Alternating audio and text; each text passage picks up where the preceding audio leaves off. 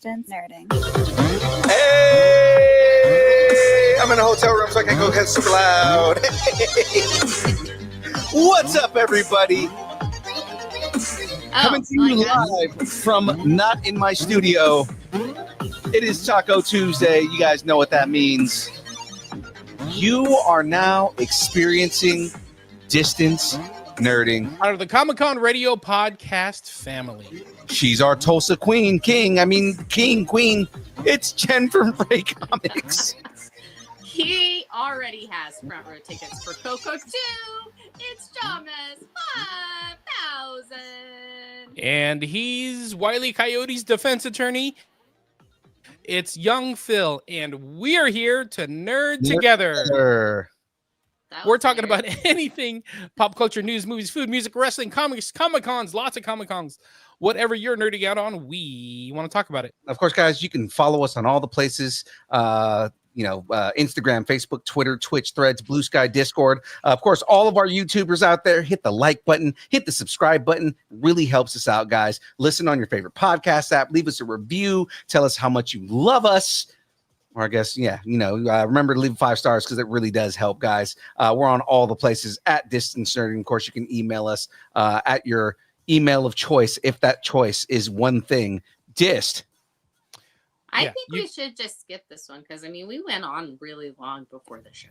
It's nerding at AOL.com, and we will read it live on air. So with that being said, just going to be real. I didn't even start the recording. But we're streaming, so that's good. So I'm going to pull that from that later. Okay. Hey, everybody. So the intro is definitely going to sound different from the rest of the show. That's funny. Come on. Go. Let's go. It's fine. It's okay. So it's all right. On deck, we've got the Geek End update. Oh, wait a minute. Hold on. Ladies, I know you're jumping right into it, but ladies and gentlemen, you are now watching the best kept secret on the internet, because right now it is still secret. Ladies and gentlemen, you are now watching The Download.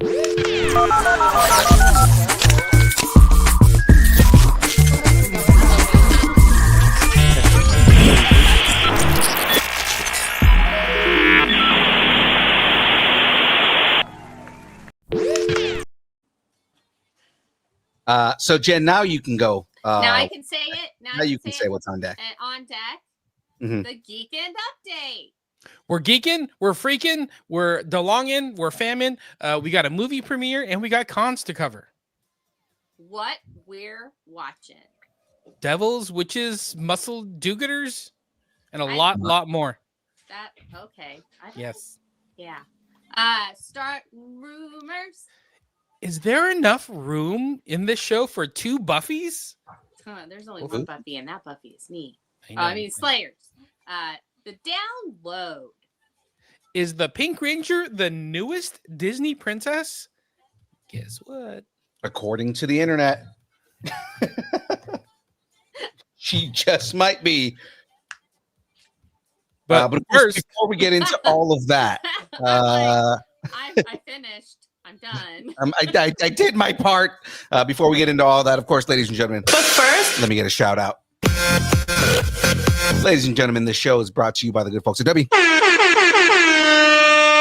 I hit the button before I was ready to say it, so I was like, "Oh, I gotta cut that off." W is a brand of energy drinks created to help focus, concentration, reaction time with no jitters or crash. W contains no maltodextrin, no sugar, no fillers, no artificial colors or dyes. Guys, find out more about W at www.w.gg and use the code NERDING10 to get 10% off your order. Of course, if you want to try some W the next time you see us at a con, more than likely we're gonna have it. So come and hang out with us, and we'll give you a taste of some dubs. Yeah, the dubs. And it'll do all the things that he just said it's supposed to do.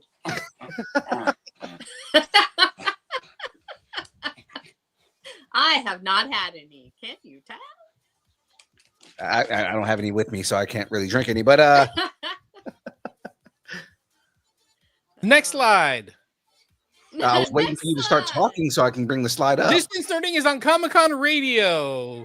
Find Distance Nerding and our second show, A Comic Conversation, on comiccon-radio.com/podcast, or check our podcast feed on Spotify or any podcast platform. That's right. So, ladies and gentlemen, let's jump right into this. And yeah, let's jump right into it, ladies and gentlemen. It's time for the Geek End Update. I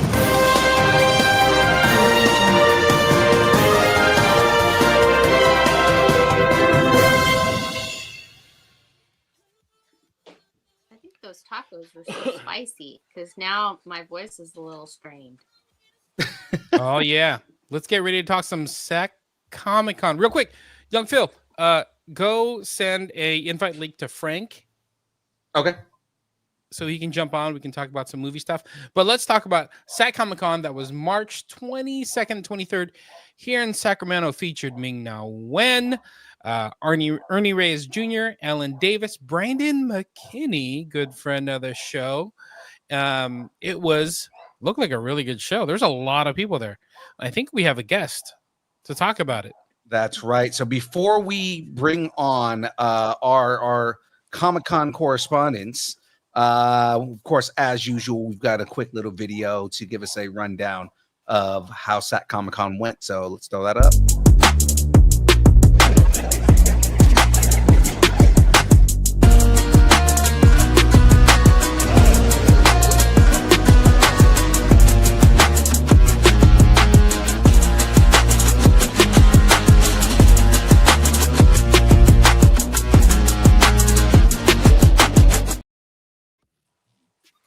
Very cool. nice. Hey, Welcome, Jeff DeLong from DeLong Fam Cosplay. How are you, sir?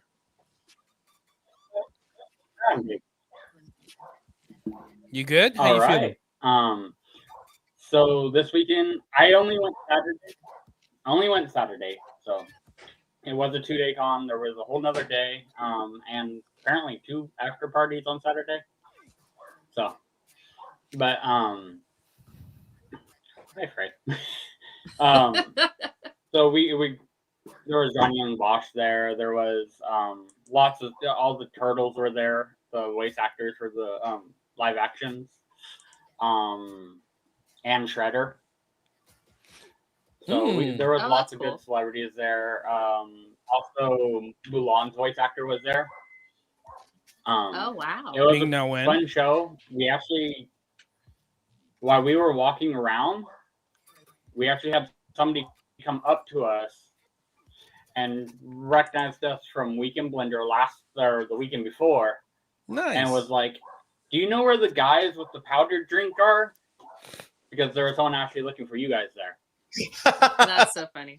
Yeah, we weren't there. Sorry, guys. Oops. You didn't pull it out of your like Jawa, pouch or something? You didn't have that ready? I was Deadpool. Oh, okay, all right, that's fine. That was a good show. It looked. Although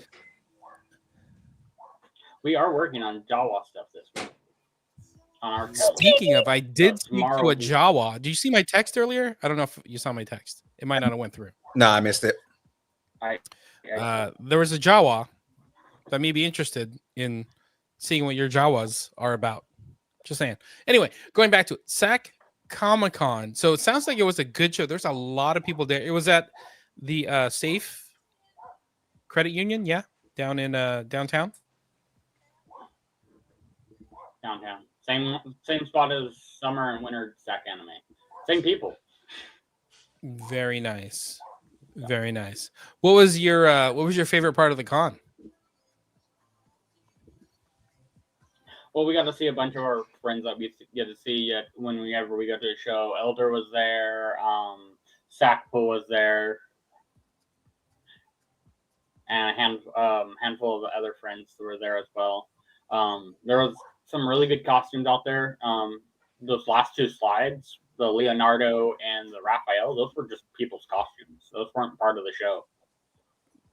Oh, so there was some people really solid dressed costumes as there. Ninja Turtles that were there. Dude, Ninja cosplayers are always dope. Who was dope? There was some solid costumes there. That's awesome. I was saying turtle cosplayers are always dope. Yeah, that is true. That is true. So Sandra in the chat, I don't know if you know Sandra. Shout out to Sandra. She's a big fan of yours. But she said seeing Johnny Young Bosch again, who was a Power Ranger, right? I think he was a Red Ranger. Yes, he was the second Black Ranger for Mighty Morphin. Oh, Black Ranger. He was a frog. Oh, a frog. Okay. Very nice. So did you guys get to meet him? Terrific. Was he super nice?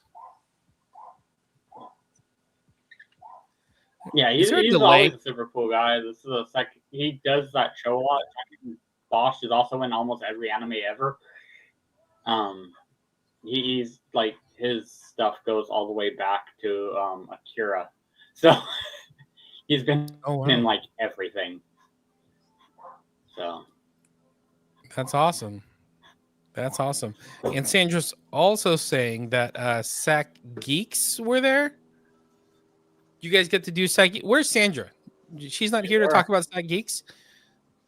That's her job, right? She has to talk about Sack Geeks on a weekly basis. Well, she needs to put her changlas on her feet. Sack Geeks too. Come talk about Sack Geeks. You're Sack we Geeks gotta. too. What was that? You're Sack Geeks. Why don't you talk about it? Because she was there. That's the whole point. We're going to talk about the Mad Hatter thing coming up. We're going to talk about Frisco. So she wants to come on board. That would be you angered her. Great. Oh. What? See? With the Changla in hand. In hand. I like it. So I was talking to Jeff. We were talking about the con, but tell us about Sack Geeks being there. Well, you should too. I mean, you were supposed to be there.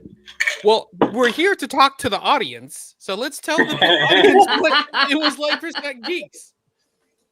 Oh yeah, I was there helping out Sack Geeks. We were promoting the sorry, I'm out of breath running across the house. The unbirthday tea party, which we'll be having next month here in Sacramento. Cool. Awesome. That looks really cool. I've seen some stuff about that on Instagram. So you guys are getting the word out there. Awesome. Yeah, it looks like it's going to be a real fun event. Frisco, shout out to Frisco, who's part of Sack Geeks. He's doing some incredible work. I think he was dressed as the Mad Hatter, right? He's doing. What was that? No, he was the March That was Hare. me. Ah. Okay. Very cool. So what else did you like about the show?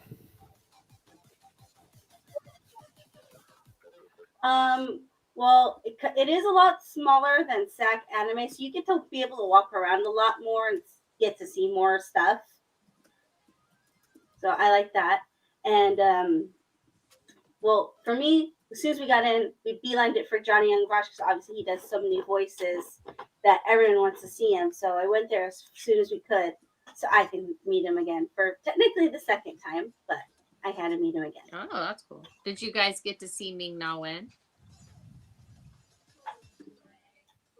No, her line was super long. So it was like, it wrapped around pretty much the whole outside of the building. So yeah, unless you wanted to dedicate like a few hours to waiting, that was pretty much it. You either waited or you carried on with your day. Yeah. Though I did see, speaking of Sack Geeks, I saw that they got an autograph. You know, again, Sack Geeks is a nonprofit. They got an autograph from Ming-Na Wen that they were. I think they sold it or raffled it off or something like that, and it looked super cool. And Ming-Na Wen, you can't go wrong with Ming-Na Wen. She is like a Disney triple threat. She was Mulan, she was in Marvel, she was in Star Wars. It's crazy how much she's done. She was the cavalry in Marvel. Yeah. Melinda May just kicking. They kicking did all actually. That one wasn't a raffle. Nice. Oh, cool. Very cool. Very cool. So, when is the next SAC? So there's SACCon and SAC Anime, right? They're connected. Yeah. Yeah. When is their next big show? The next one would be Easter. Oh wow, that's soon. The next one would be Easter, and it's that whole weekend, Saturday, Sunday. I think That one doesn't have Friday, right? No, it doesn't have. Yeah, that one doesn't have Friday. And we are actually I will be there in my Reptar. First is gonna be Demo, and we will be giving out Easter eggs on Sunday. Oh, Nice. That's pretty cool. I love that. That's good. You guys are coming up with great ideas to make the con experience fun for everybody else. Just like what you did at Weekend Blender. It's going over great. I love that idea. Yeah, kind of adding that that scavenger hunt, just like, hey, follow all these people and we'll get you a bigger prize. Like I thought that was genius, man. That was great. It's innovative. You guys are innovative. Reptar See will the future and you make it happen. Reptar has massive bunny ears. Oh, he made bunny ears for Reptar. Oh, that's awesome. Oh, cool stuff. Yeah, he did. He wore them last year too. Oh, those are awesome. That's cool. I love that. Very festive. So I didn't know Reptar was a Catholic. That's great. I mean, all dinosaurs are Catholics. Don't you know pickles that? were The Jewish, Velocipaster. Velocipaster, exactly. Half. They were half. They're a Velocipaster. Yeah. I did it. I got there. You did. You did. I'm proud of you. I'm proud of me too. You did. So what is your next con? Is it the Mad Hatter Tea Party for Sad Geeks? I got to talk to some people, see what's going on for this weekend, because we might make it out to the film festival. Well, at least I might. But past that, For sure, the next thing is the unbirthday party for Sat Geeks. That's the Very nice. next Very for nice. sure one. Oh, very merry birthday to you. And then I think right around the corner is Omega Con as well, right? So we are like that's in con season. May. This is con season time. We are in it. and Doomsday will be here before you know it. I know. It's crazy. Well, thank you guys for coming on, and thanks for putting together that video. That was awesome. Yeah, we appreciate it. All right. Are you gonna stick around for the dance party later? We get to see Freya out. Yes. Yeah, of course. He should be asleep, but that's fine. I guess it's today. Well, Well, it depends on when the show finishes, and Yeah. Chris can always go to sleep. I have enough things. Maybe I'll make the ventriloquist puppet head up there dance. Oh, then There I you won't go. be there. There you go. That'll be awesome. Awesome. Okay, guys, thank you so much for. See you guys later. Bye. All right, guys. Always good having them on, just because they give us the updates for the cons, especially ones that we can't make it to. So I mean, it's great. And their videos are always fun. Yeah, Jeff's videos get better after every one, and he like I think he generates the music too. So it's like the videos he makes are fun. They're really fun. And we have somebody else, right? Because we got another thing. I can't believe we're still in Geekend Update. Uh-oh. Bye, young Phil. He just left. That's okay. If anything, we didn't. Wait, he's good. back. Sorry, I'm like switching my screen so I could change the slide, and then the whole thing just decided nope, you're gone. It's fine. That's fine. We're not trying to impress Frank or anything. That's fine. That was Exactly. No, it's okay. We'll I'm just not, keep screwing up. It's all good. it's fine. I'm not a professional Fine. at this. It's all We're right. fine. You're fine. We're How all are you? fine. Yeah. How are you? How are you? I really wish you guys would stop arguing because you're really Scaring the children? you're just really bumming me out. Okay, let's get into this. James, please give us an introduction. All right. We got a special guest coming on from the Geeks Freaks podcast. Our very good friend. We saw him at Weekend Blender. Our buddy Frank is here to talk about an Amazon Prime Video premiere here in Sacramento for a Nicole Kidman movie. Let's talk about it. Bring 'em on. She is Ladies and gentlemen, the please face of AMC. put your hands together for Frank of Geek Freaks. Hey everybody, thank you for having me. Appreciate it. I've been doing cyber attacks on Phil. Are they affecting his internet yet? 100%. Is that what's going on? Yes, it's a full. You're like doing it's attacking the entire hotel. It's great. Then my master plan is working. I'm sure everybody in the hotel is very happy that their internet's not working right. Well, I'm sure a few of your neighbors are like, "Is that dude actually podcasting next door?" Yeah. I'm sure my immediate neighbor is like, "Is he podcasting?" Yeah, he is. The struggles are real. Why can't people just have sex in hotel? The good old days, anymore? right? Now everybody's got to buy a microphone. Go buy condoms instead. My God, guys. Yeah. Get your shit Oh my together. God, he has to go to the hotel to podcast. It's the nerdiest thing I've ever heard. Yeah, so I'm hopping on real quick, guys, to just let you guys know, Geek Freaks and with Distance Nerding and many of the other shows that we work with, we have a screening coming up, a premiere for Prime Video's Holland, starring Nicole Kidman. It's a thriller. It's like shot super beautifully done, or beautiful, whatever my words are. They're not working today.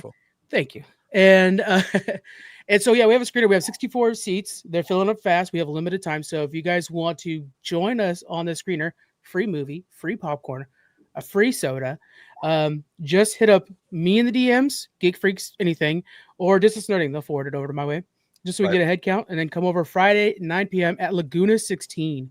When I was working with Prime on this, they were like, "What theater do you want?" I'm like, I could go for like a downtown Sacramento one that I maybe would probably be better, right? Like Crest, I know Crest would be like super awesome, but I was like, man, I want to give my local ass theater that I grew up with a screening, and so I'm super happy that we were able to do that. And so it's just that local theater that I grew up in, that I remember watching Titanic, and my mom walked me out because boobies were on the TV, and so it's that theater, guys.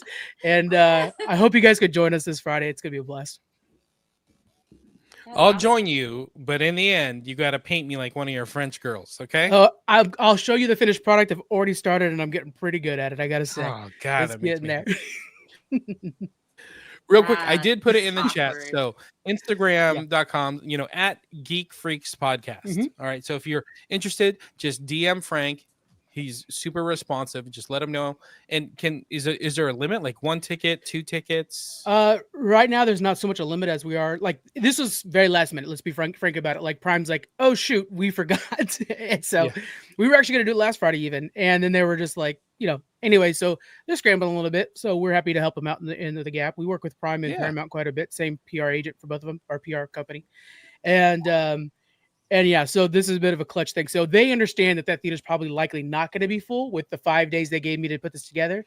And but luckily we have a really great community of geeks, nerds, and everything else in Elk Grove and Sacramento. And so I'm glad that whoever wants to come and watch a free movie, I mean, might as well, right? It actually looks like a good movie too. That's one thing that was really helpful. When they first sent me the trailer, like, hey, do you want to do the thing for this? And I'm like, let me watch this trailer real quick. And it ended up being good. So that was like, okay, good. Okay, I'm down for this. And yeah, Nicole Kidman, how could you say no? I was confused by the trailer a little, and then realized, this is supposed to take place in America. Yes, it's Holland, Michigan, I guess. So I grew up in a Portuguese community where we still do a lot of Portuguese traditions here in like California. California and Boston are two really big Portuguese communities. And so to me, I found a lot of like similarities in that. Like, oh, okay, like a little traditions that you have within America, and like sometimes like some people outsiders wouldn't recognize those traditions as something different. Like for us, it's just normal. And but yeah, there's something there. And then obviously there's like some crazy background stuff going on with that one dude from Succession. Nobody remembers his name, and I don't remember his name either. He's clearly like a bad guy. So that should be an absolute blast. Matthew McFadden, is that who? That sounds right. And you know what? I like the confidence, so we're just gonna go with it. That's good old Matthew McFadden. And so I know that he was married to the girl, the daughter. Yeah, like Javon. Is that right? Siobhan. Yeah, Siobhan. There it is. Yeah. Yes, that's the right guy. And you hate him in Deadpool and Wolverine. Yeah, you didn't quite care for him in Succession. Get ready to be afraid of him in this one, I think. Ooh, I look really at you liked him selling it. in I love it. So. It's funny because we were assuming he was going to be Mr. Sinister, and I was like, oh, nope, didn't happen. I'm glad because I don't want him to be Mr. Sinister. He doesn't have the gravitas for that. You know, you got to have a good gravitas for that. Yeah. You clearly haven't seen him in MI5. That is fair to say. Yeah, I have not seen him in MI5. Is that the one where Henry Cavill is pumping up his arms? No. Then it doesn't matter. That's the only Mission Impossible that matters from now on. It wasn't Mission Impossible. No, It's British like Secret Service, dude. See, you're MI6, but like the spoof of it or something like that's MI5. Yeah, it was called Spooks in England. There we go. In England? What do they call it in Holland? Because that's all that matters right now is Holland. Matthew McFadden, I've liked him since that time. It's like since the early 2000s. So yeah, awesome. I'm gonna watch it. Hopefully, I'll be afraid. And he would make a kick-ass Mr. Sinister. You know what we should watch is Holland this Friday at James putting in the work. Laguna 16 in Elk Grove, March 28th. Trying to keep. I think it's a 9 p.m. show, right? 9 p.m. show, yeah. So come on out, guys. Hang out with us. There you go. And then, I mean, what the hell? I'm gonna throw it out there, guys. We have a convention the week after. So if you're in the Rancho Cordova area on April 5th, come on out and hang out with us. We're gonna be giving out a bunch of stuff. I just bought 10 skateboards to give away to kids. So we got a big spinning wheel with all kinds of prizes on there, chocolate bars, Funko Pops, all kinds of stuff. And I just bought 10 beautiful brand new skateboards for that thing too. So it's gonna be a blast. For the kids. What is there an age limit? Everybody can spin the wheel, but okay, I mean, thanks. Still be a jerk. It's like if you catch the baseball, you should hand it to the young kid next to you and not be like, sweet, that thing. So just keep that in mind. Hey, we've got a lifetime of dreams to be crushed. All right. Let me get my dream taken care of first. Well, that'll be fun too. So hopefully we're gonna giving away a lot of prizes at the screening too. Prime is overnighting a bunch of stuff to me. So I even told like one of the guys like, hey, do you need any help with this or that? And I'm like, if you got a truck, I don't know what Prime is sending me, but it might be boxes, and so I might be needing you to haul stuff. So that is awesome. By the way, so this is free, right? It's a free ticket. Free ticket, free popcorn, free soda. Free popcorn, free. You get a whole night out thanks to Amazon Prime and Geek Freaks podcast. This is amazing. Yeah. I want to do this. It's great. We luckily have a really good relationship with these guys. They sent us, I mean, God, the amount of Paramount as well. The amount of a Halo 2 on Blu-ray that I have is kind of unreal. And so I make it rain Halo 2s around here. Blu-ray.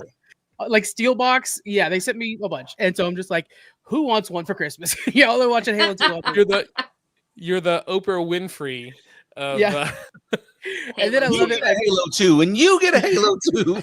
Paramount's like, because I did this one campaign with them or whatever. Like, we're gonna send you a mystery box of a bunch of things that you can do at your next giveaway. And I'm like, perfect, more Halos. Like, guys, that's not a mystery. That's getting rid of the closet full of stuff you have. Come on, help me out, guys. So if you want free stuff, you better go to the Holland premiere down in Elk Grove at the Laguna 16 on Friday the 28th, 9 p.m. Free ticket, free popcorn, all that good stuff. All you got to do is just DM Frank, Geek Freaks podcast.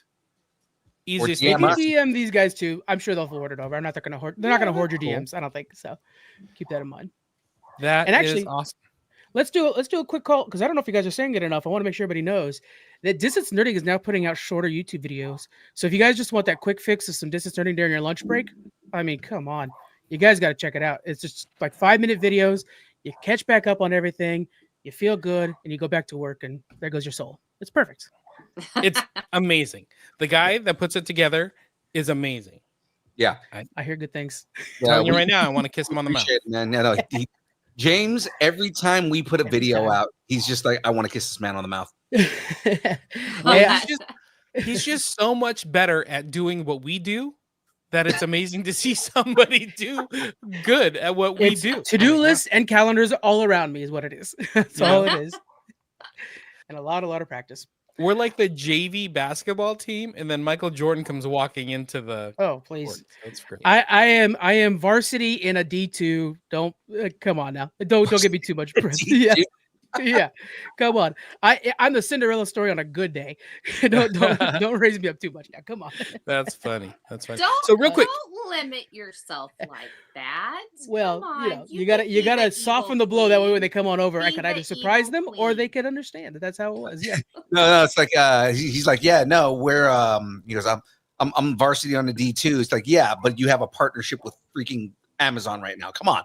Yeah. Yeah, you have I mean, partnership. that's an open to amazing Nike, by the way. We should actually talk about that. That's amazing that you partner with Amazon Prime to do things like this, a premiere for, big budget Nicole Kidman movie. That's awesome. So I know they only give you a short amount of time to get this done, but Sacramento, Elk Grove, Northern California, we got to show up for this to be like, holy crap, Geek Freaks can put this together.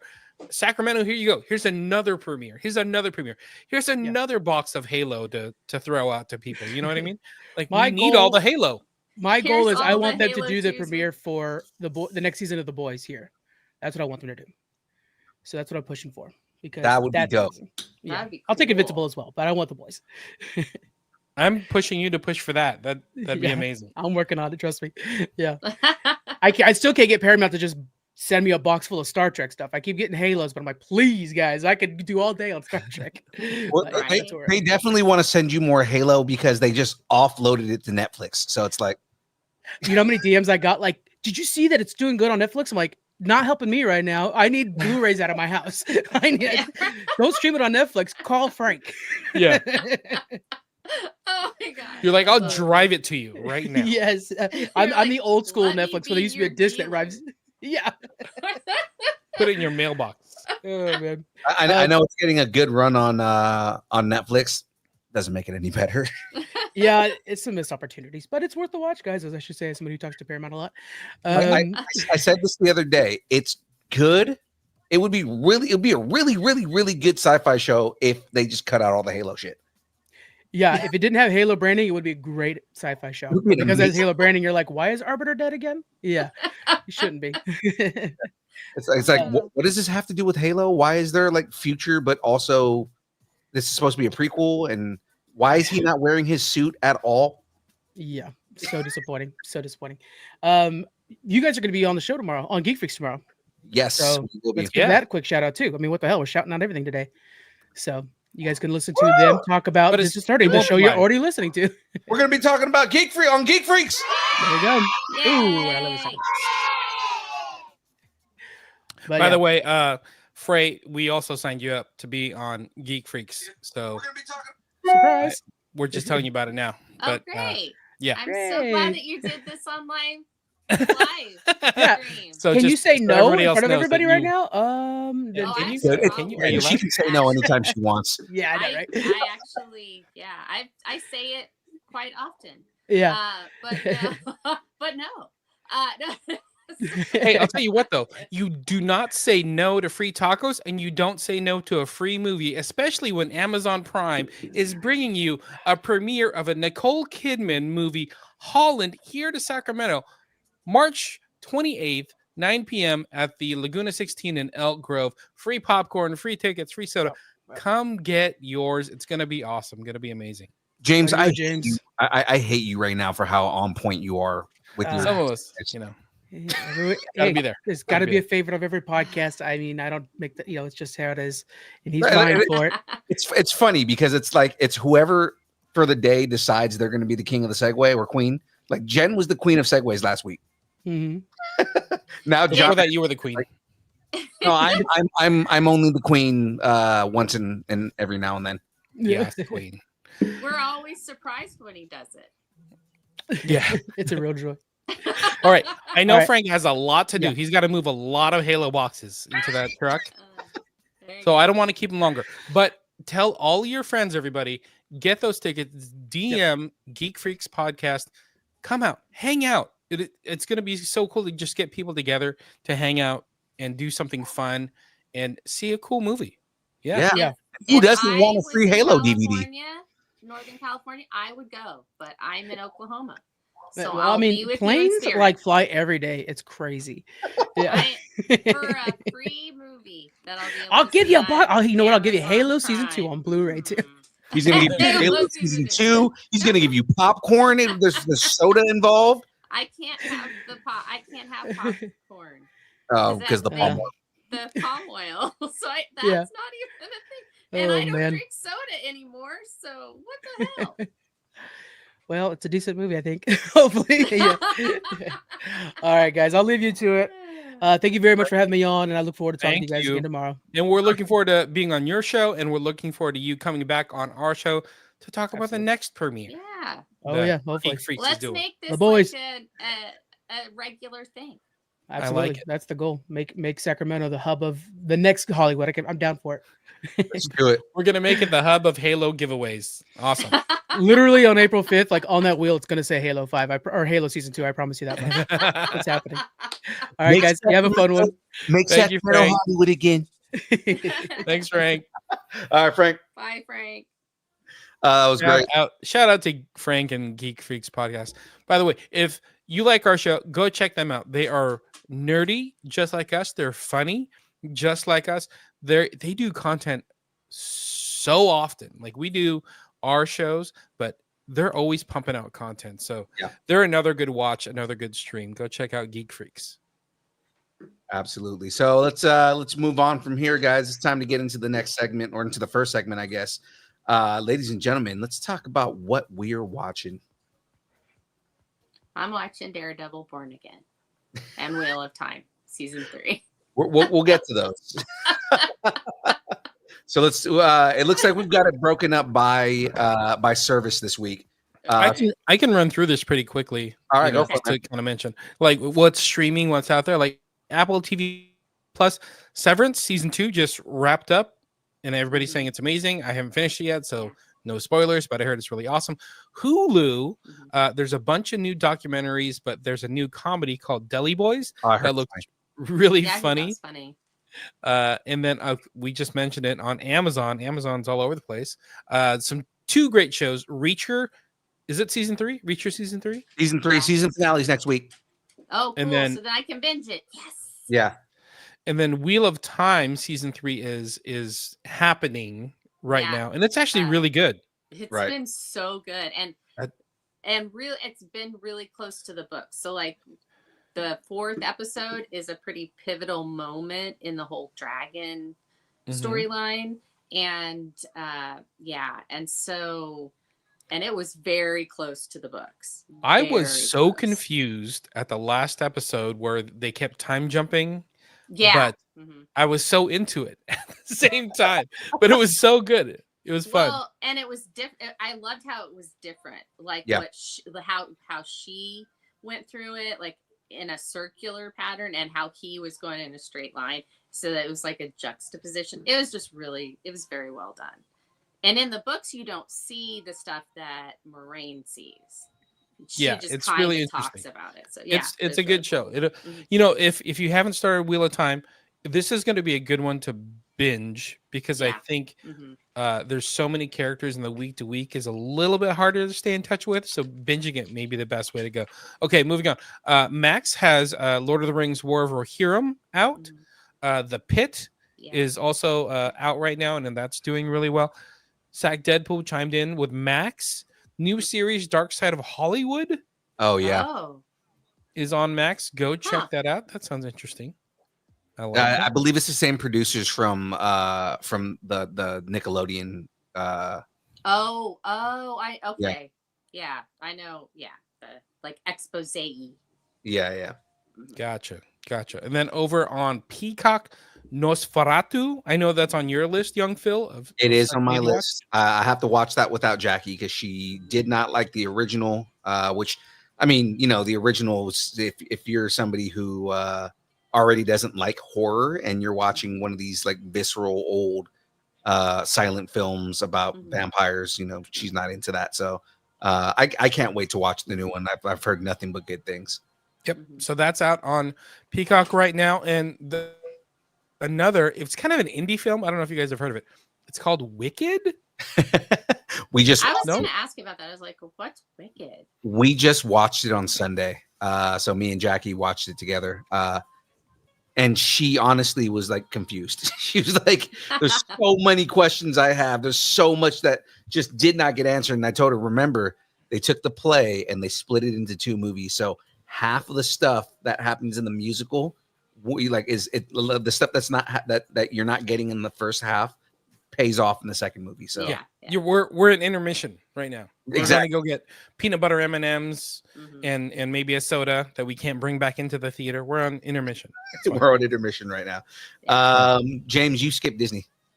Oh, Disney. Well, we mentioned Daredevil, Born Again. We're all watching Daredevil. But the other thing. And then Moana 2 is out right now. And then I believe it's maybe tomorrow, maybe the next day. But Mufasa. Oh, Mufasa's coming out. Okay. Mufasa's dropping on Disney Plus. It's not out quite yet, so we didn't put it on a list, but it's coming out, I think, this week. Moana 2 is on my list of movies to watch, so I definitely need to watch that. For everybody that is not following Daredevil, there's 2 episodes of Daredevil that come out today. And 2? Yeah, so it's supposed to be 2 episodes today. Oh. And from what I understand, the reason is because episode 5 goes kind of slow, but leads into episode 6. And episode 6 takes off hard. Oh, okay. So they're saying like episode 5 kind of explains the events of episode 6, and episode 6 is just like full speed ahead. Okay. I appreciate that. Understanding that the pacing for each episode isn't quite the same. So like, let's bundle them together. It makes total sense. Understanding that you have the capacity to keep the storyline concise. So like you're not what the hell? So you're so you don't have that cliffhangery thing. We as a society have moved past we need a cliffhanger to bring us back next week. Kind of thing. So I like that. Yep, I agree. Unless you're Netflix and you have like an 8-part series and you give me a cliffhanger at the very end of each episode. So like at 2:30 in the morning, I'm like, all right, just one more Netflix. And then 4:30 rolls around. I'm like, what did I just do?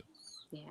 I have to wake up in an hour and a half. Just you choices in that. That I was saying, right. Speaking of Netflix, they have so much going on right now.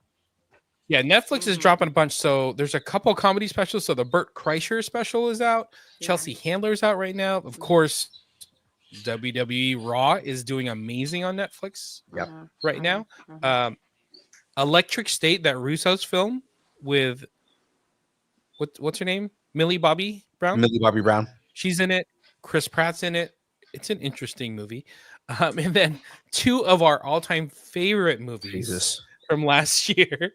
Venom, Last Dance, and everybody's favorite, Craven is out. I just feel bad for the horse. I feel bad for Netflix for putting it on. They made the deal with Sony, so they just decided, hey, we're going to put that on there. Hey, they got in bed with the devil. I mean, Sony. Yeah. They've got to lie there. Zach Deadpool, I watched Craven. I'm so glad I waited for that to show up for streaming. I watched it too, to be honest. Like we were like, okay, nothing's on right now. We got all caught up on what we were watching, and we're like, I mean, Craven's on. She's like, is it Marvel? I'm like, it's Marvel-ish. Does that count? She's like, what does that mean? I'm like, I don't know. But she's like, turn it on. 10 minutes in, she's like, I'm going to bed. I'm like, okay.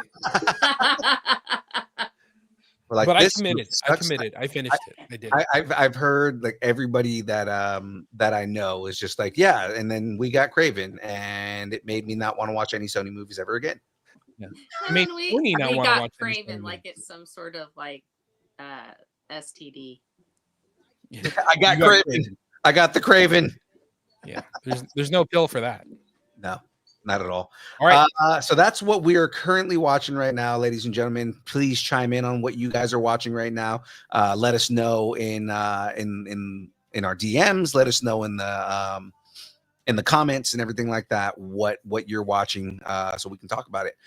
So with that being said, ladies and gentlemen, it's time to talk some rumors.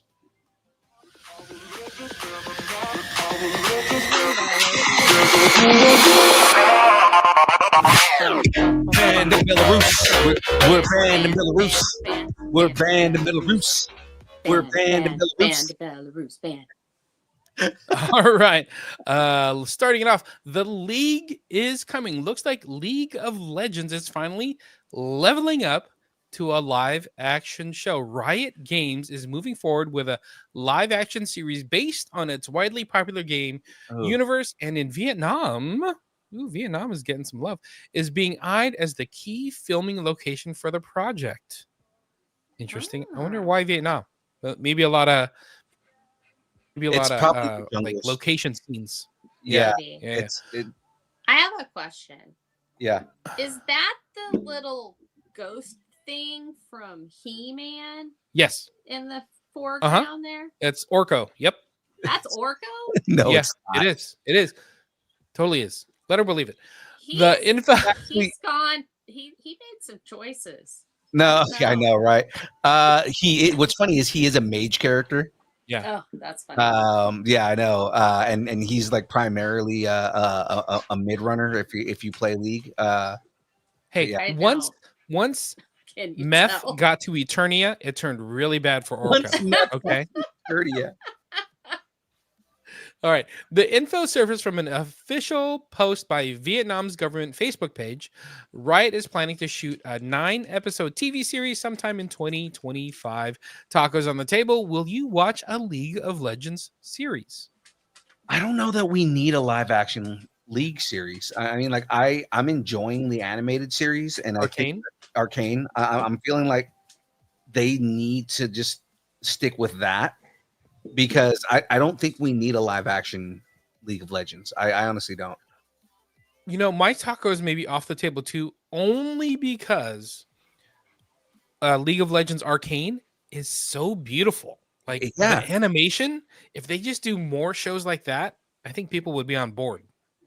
Like there's so much lore that you can get into with League of Legends. Because like I get it. Like, you know, we've got Arcane, but that's only one small corner of everything that's going on within the world that League takes place in. You can do so many animated series with that animation style and get every character in League. And I don't think you need to do an entire live action. Plus, like, it would just like it doesn't lend itself for live action. Like, it's such an anime style game. That it just stick with animation. Honestly, I agree. I actually was gonna say that as well. My tacos are not on the table for this. I think some things have a medium that they're best displayed in, and I think that one is the anime. I think the anime is the right choice, or not anime, but the animation is the right choice for that. Hey, is this the first time all of our tacos are off the table? I think it is. Wow. Look at all it took was Meth Orko from Masters of the Universe, and all those tacos are off the table. That is great. Oh. All right, who got the next one? I do. Oh, I'm on the wrong page. All right. Boom. Because I'm a Slayer, y'all. Slayers. Time for the Hellmouth to crack open again. Well, you know there are other Hellmouths, not just Sunny, right? You don't gotta get deep into it. I mean, a Hellmouth. It could be anybody's Hellmouth. Could be Young Phil's Hellmouth. Apparently, there was one in Cleveland, I think, at some point. Exactly. All right. Buffy the Vampire Slayer is officially getting a revival series on Hulu. We have a breakdown of the new characters who will be joining Sarah Michelle Gellar, who is set to return as Buffy. Gellar won't be the central figure in the action this time, but rather a guiding presence as a mentor to a fresh, young Slayer named Nova. Oh. But it's going to be called Buffy the Vampire Slayer, but it's not about her. Okay, anyway. The rumor says Nova is the series lead. A teenage vampire hunter trying to juggle high school life with her nighttime calling. Think classic Buffy, but reimagined through a 2020s lens. I have a nighttime calling. You know what I mean? Should we ask your wife about that? I'm a lady of the night over here. Okay, keep going. Here's what we know about the new characters joining the Buffyverse. Nova, Slayer in training. Lead. Abe, Nova's father, a devoted photojournalist. Lead. Oh, so kind of like a Jimmy Olsen kind of thing. Mm-hmm. Mr. Burke, the school librarian with a dark twist. He becomes a vampire. And I love how they tell us what the twist is. Yeah. That's awesome. Lead. Cole, the confident alpha of the group, natural born leader. Okay. Hugo, wealthy, nerdy, awkward, crushing on Nova lead. Ooh. Aww. Gracie, Nova's best friend, obsessed with myths, and fittingly a huge Buffy fan. Lead. A fangirl. Fangirl. And Mia, a social media addict who accidentally gets pulled into the supernatural world, supporting. Okay. Just like the one supporting character and everybody else is a lead character. You got to get everybody sandwiches and know your lines. It takes a village. It takes a village to act in the show with one supporting actor. Yes. They need the leads don't need that much support. They're self-supporting. Oscar winner Chloe Zhao will direct the pilot and executive produce. So tacos on the table. Do you think this reboot will slay?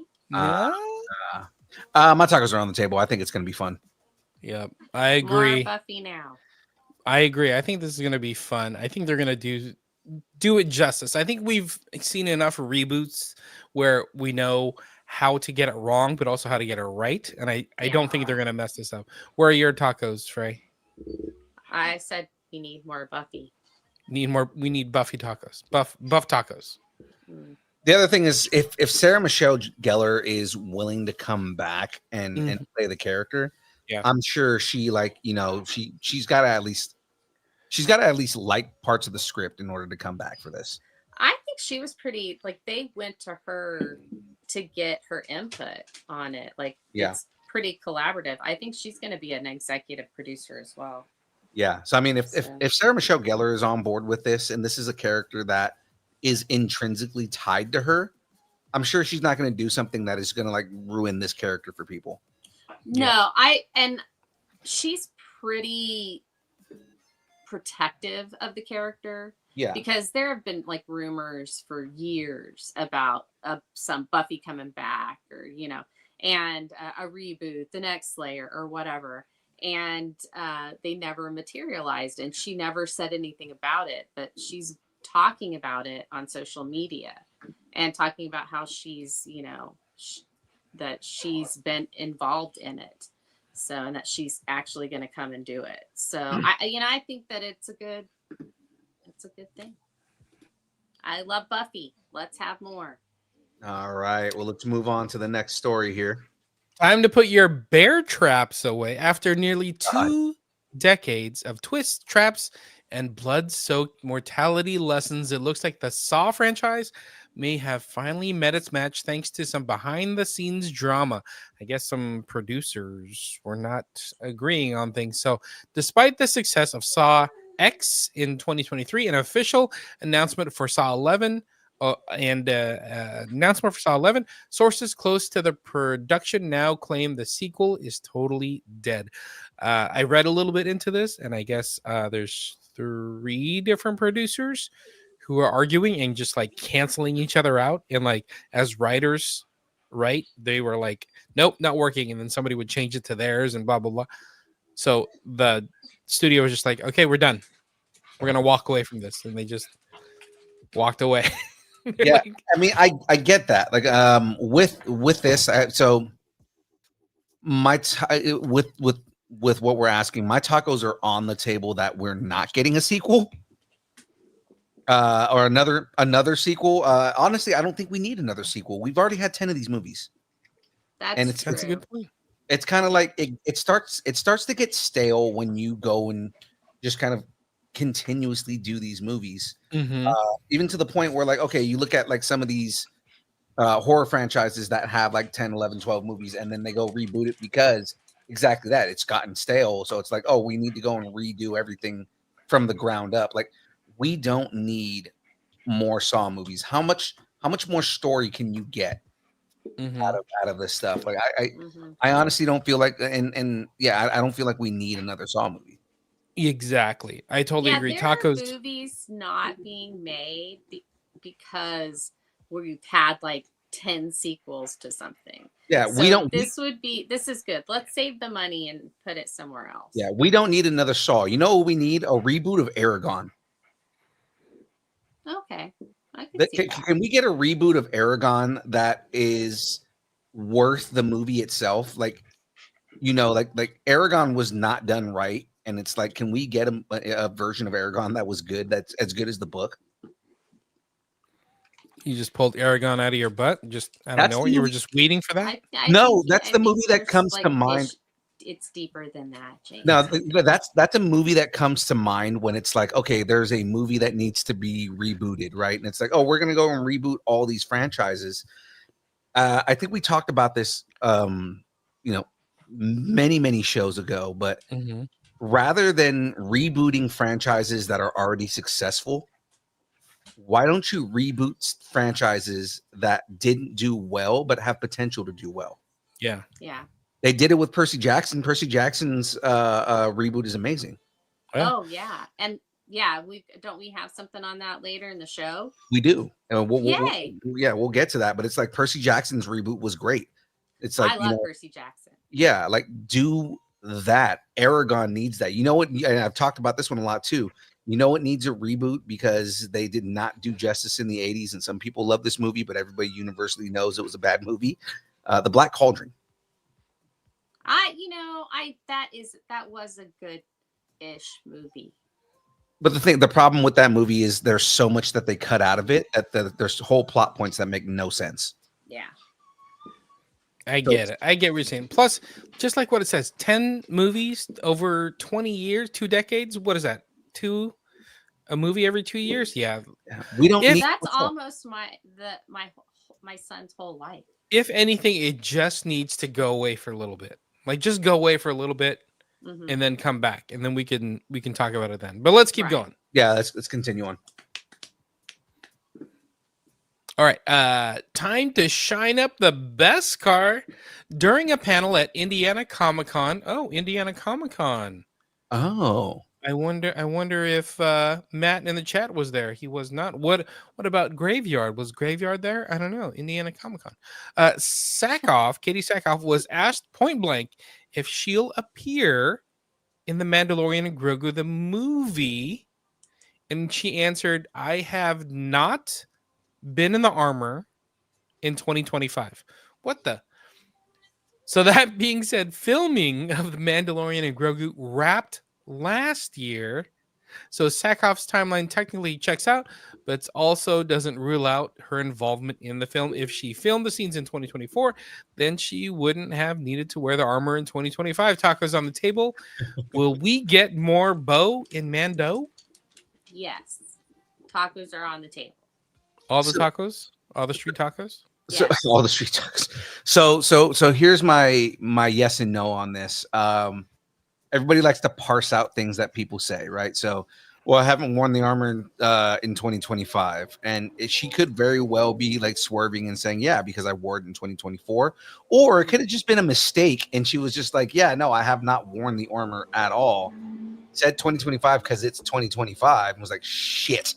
When she like walked off stage and was like, now people are going to think that means that I was in the armor in 2024, you know.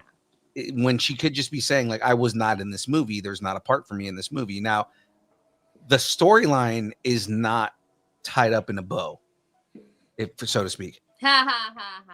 Right. Yeah, no pun intended on that, but it was a good pun. But I mean, like, I just got it. I just got it. I see what you did. Okay, go. But Bo, like again, we don't know where Bo-Katan is at as far as where her storyline lies. Right. You know, and it would make sense that if this movie is supposed to be what's tying everything together and tying everything up, if we're not supposed to be getting more Mandalorian after this movie, then we need to, I mean, I kind of want to assume that she's going to be in this movie. Yeah, I totally think she's in it. Totally. Bo, Mando, Grogu. This is like it's going to be the greatest hits. You know, if they are wrapping up this, what are they calling it? The New Republic era. They're going to put everybody back in this and do like a big farewell to this or something. You know, we're gonna get all the hits back. Will we get Ezra? No, I don't think we will. Not in where they're at in the timeline right now. If you think about it, they moved chess pieces all over the place. Like there's Ahsoka, we got Ahsoka in the show. That's great, that's awesome. But then all of a sudden they moved her to a different galaxy. Yeah, they're gonna do this without Ahsoka. They'll be fine, right? But Ezra's in this galaxy. The galaxy. Remember at the end, Ezra Bridger was on the ship that, warped its way. But he doesn't know Bo. But Ezra doesn't know Bo. People who know Bo. Actually, he does know Bo. I should change that. I changed that. He does know Bo. Yeah, he would. Yeah, that was Rebels. Yeah. How dare you make me make a mistake? What about bonobos? But I probably can't have them. What? Yeah, they're made with palm oil, but I don't think bonobos are made out of palm oil. What? Bonobos are monkeys. You're a bonobo. Okay, next. Let's go to the next story. It's time for some MCU Doomsday rumors. Some MCU? Yeah. Charlize Theron is reportedly coming back as Clea in Marvel's Avengers Doomsday. The rumor also says Clea will return for the next major Avengers event. The report also mentions that the crowded roster will also include America Chavez, She-Hulk, and yes, the Scarlet Witch, who has been mentioned several times already. Avengers Doomsday opens May 1st, 2026. Secret Wars follows a year later on May 7th of 2027. So the tacos on the table, is Charlize going to make another MCU appearance? My tacos are 100% on the table. And will she bring Brett Goldstein? So Clea and Hercules show up. No, 100%. Clea is going to show up. I mean, why would you tease her at the end of Doctor Doom if you weren't going to bring her in the next time we saw Doctor Doom? The other thing is we are so overdue for Doctor Strange to say by the hoary hosts of Hoggith. I'm sorry, I've been waiting for it for like 7 movies at this point. He has a catchphrase in the comics that he has not said in the movies yet. There's a reason why they leave it in the comics. All right. Yeah, some things, like, we don't have a lot of people just wandering around saying Excelsior. I mean, that's not something that happens. So, but they've said it in the movies though. Like, I just want like he doesn't have to say the catchphrase all the time. Mm-hmm. I just want him to say it in one of the movies. Like once. Yeah. Just once, and then like not even like a by the hoary hosts of Hoggith, like just like passing by the hoary hosts of Hoggith. All right, I think it would be funnier if he said it, but it was like he was reading something about like a billboard or something, and he was like, by the hoary hosts of Hoggith. What is it? Of Hoggith, yeah. Hoggith, by the hoary hosts of Hoggith. Who? Wong? Who's Hoggith? Like, and then like this is like the start of that. Yeah, I mean, like you can do that. That would be a funny MCU joke again. And like, then we get to see Wong again because it's all about Wong. Because the way he uses it is almost like good Lord, right? Right. Like he's in a situation. Like Caesar's ghosts. Right. I get it. You know, so like I want him to just like be in a situation, like just kind of frustrated with something, and go, "But the hoary horse of Hoggith," and then just you'll hear nothing but nerds erupting in the theaters. Well, right. No, one nerd, just you. Everybody who's a fan of Doctor Strange. I'm sorry, I derailed us. Let's continue. No, but the character that the MCU is portraying him as is much more scientific. And he just happens to know how to do this magic stuff. So it's more he's science-y. So he's not going to say something like that because he doesn't care about that. But he said cares about results and that he's the best at what he does. That's all he freaking cares about. She has said other things that are magic related adjacent like that. Okay, I'm just saying that I love the fanboy in you and the passion that you have for that, but I don't want the adult in you to be disappointed if it doesn't happen. Will he have the passion for the next story we're waiting him to get to? That's the question. Oh God, sorry. Sack Deadpool has the best way to do it. So they're in Vegas and they see a Hoggith billboard and Strange goes, "Who's that?" Wong, don't worry about that. Yeah, that'd be okay. Yeah. There No, you go. see, you know what? And I said something like that. I said almost the same thing, but just, we read it in a book and then asked, well, who's this guy? And Yeah. you're like, oh, No. I'm like saying that. I would be fine with that. Like I would be fine with the reference. No, the moment has passed. Let's just move on. Okay. Well, did everybody put their tacos? It doesn't matter anymore. My Hoggith tacos. Do you guys think Clea is showing up? That's the question. Yes, I do. Yeah, totally. Okay. You don't And put I think she's Charlize in a bringing movie. Brett Goldstein Yeah, with her. you don't cast Charlize Theron as Clea if you're not going to bring her back For like a throwaway, you know? Yeah, Exactly. you don't do that. Yeah. So speaking I of want to Doom, see her. Well, no, I have to say one thing now. no, go for it, Start please. talking about her. No, please. I want to see what happens between her and Jen. Now that Jen's powered back up, and I know Jen, like Jennifer Kale, it is Doctor Strange. Like she has shown up in Doctor Strange stuff, so Yeah. that can cause some friction. But I would just love to see that because I think those two actresses would be really good playing off each other. So anyway, let's move on. Let's Like go to Doom. Strange's ex versus Strange's wife. Yeah. And then it's just like an off-screen romance. It's like, yeah, no, we dated for a little bit. You dated for a little bit? Yeah. Excuse me? Like, it's And then you just see her like powering up because, spoilers, she's Dormammu's daughter, so. right, yeah. All right, well, let's move on because, again, speaking of Doomsday, Marvel Studios boss Kevin Feige is reportedly planning to take a much more active role in overseeing the next two Avengers movies with Doomsday and Secret Wars. I can't read. Due to internal concerns about directors Joe and Anthony Russo. Ooh. What concerns are those? I know. Their latest project, The Electric State, debuted on Netflix to weak viewership, and the film currently sits at a dismal 15% on Rotten Tomatoes and reportedly costs over $300 million to produce. This disappointing outcome has apparently raised some red flags inside Marvel. So, guys, tacos on the table. Do you think Feige's concerns over the Russos' other projects are valid, or do you think he should just shut up and let the Russos do another Avengers movie?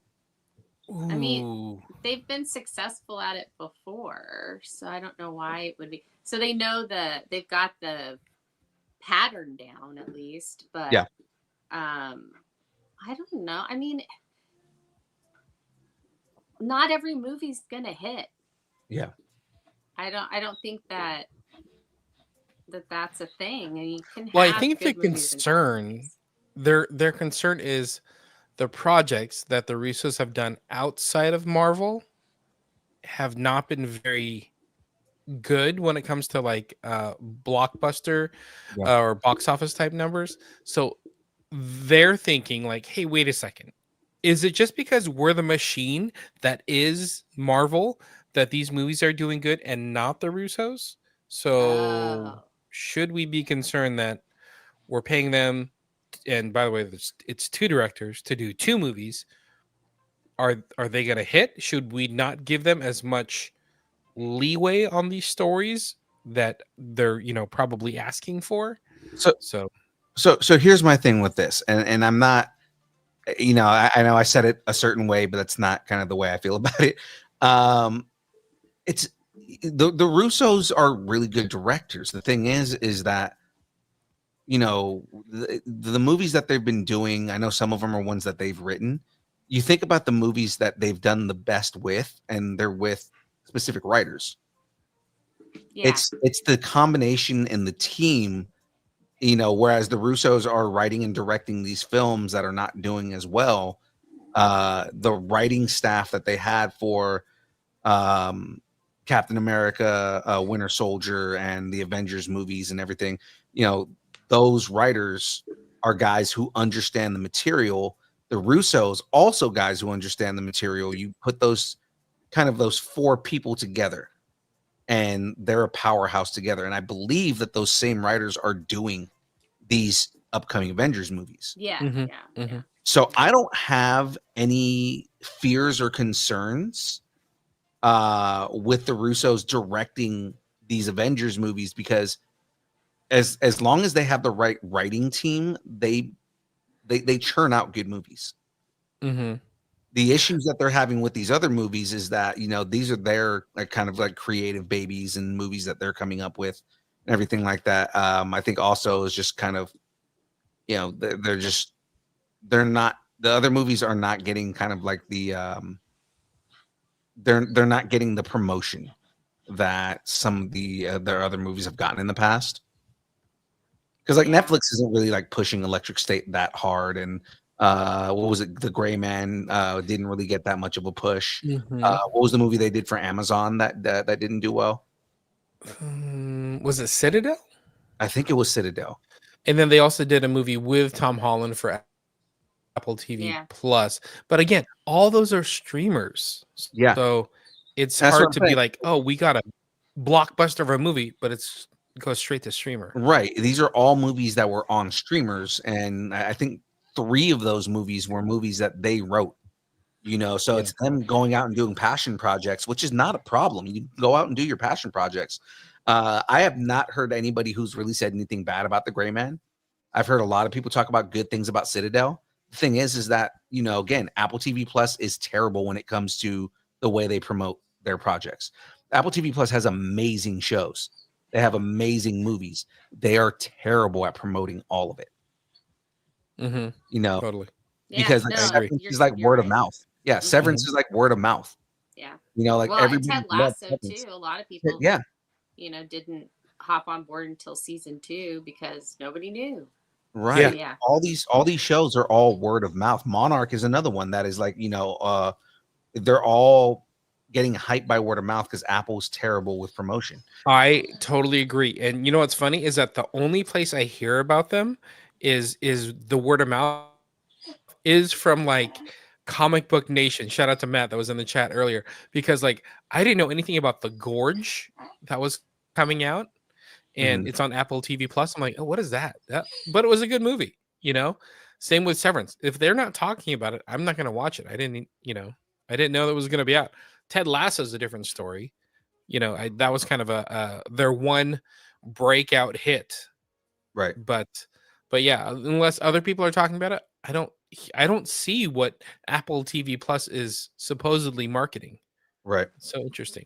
It's like a telephone or a phone maker and provider got into TV and didn't know what the heck they were doing. Right. All right. Matt saying air high five. Shout out to Matt. If they weren't talking about Severance, if they weren't talking about The Gorge, I wouldn't know anything about these movies. So. Yeah, I mean, Matt, again, shout outs to Matt Aguilar. He's the reason I'm getting into all the Absolute comics. Is because his reviews are just like, oh my god, I need to read these. These are all so good. Yay! Double shout out to Matt. Him and Janelle, because like, I love Janelle's takes on everything too. That's awesome. Speaking of Doomsday. Speaking of Doomsday, a wild rumor suggests that Avengers Doomsday will give us one of the most cunning deceptions in MCU history, as it's all thanks to Dr. Doom, who's played by Robert Downey Jr. It's being said that Doom reportedly uses his resemblance to Tony Stark to manipulate the Avengers, exploiting their very legacy Stark left behind. Doom's plan hinges on one crucial detail: his appearance. It's claimed in Doomsday, Victor Von Doom takes advantage of his resemblance to Tony to present himself as an ally to the MCU. Tacos on the table. How do you see RDJ as Dr. Doom that will factor into the storyline? I got one. You ready for this? Yeah. Ready? Go for it. Dr. Doom finds a way to change that nanotech, right? So everybody sees Tony's face. Oh, that's a good something idea. Victor Von Doom could do too. Victor Von Doom. Right? Remember, I think everybody forgets that Victor Von Doom's two big things are that he is a magical being, like he practices magic, but he's also a technocrat. Like he's a techno bro. He is a tech bro for sure. He's a tech genius at the level that Tony Stark is. He's like a lead at the Best Buy Geek Squad counter. Yes, you know absolutely. No, I like that, but I was also thinking, that's kind of stepping on Mysterio's toes, but not really, because he does like a reality type thing. But Mysterio in the comics is not like a real, tech genius. He just manipulates hologram technology. So it's like, he makes it seem like he is a tech genius, but he's not really, and he uses holograms more than anything to make it seem like he knows magic. So it's like. I just think that since they're doing this, they better fucking land it. Yeah, I agree with you. I agree with you 100% that they better fucking land it if they're going to have. This is, Robert Downey Jr. helped launch the MCU. I would really hate it if Robert Downey Jr. helped kill the MCU. Because that's the kind of stakes that we're talking about. It would be poetic for him to kill it somehow. And start a new universe, so to speak. Called the RDJU. Yeah, exactly. RDJU. Exactly. Any tacos on the table? How do you think RDJ as Dr. Doom will factor into the storyline?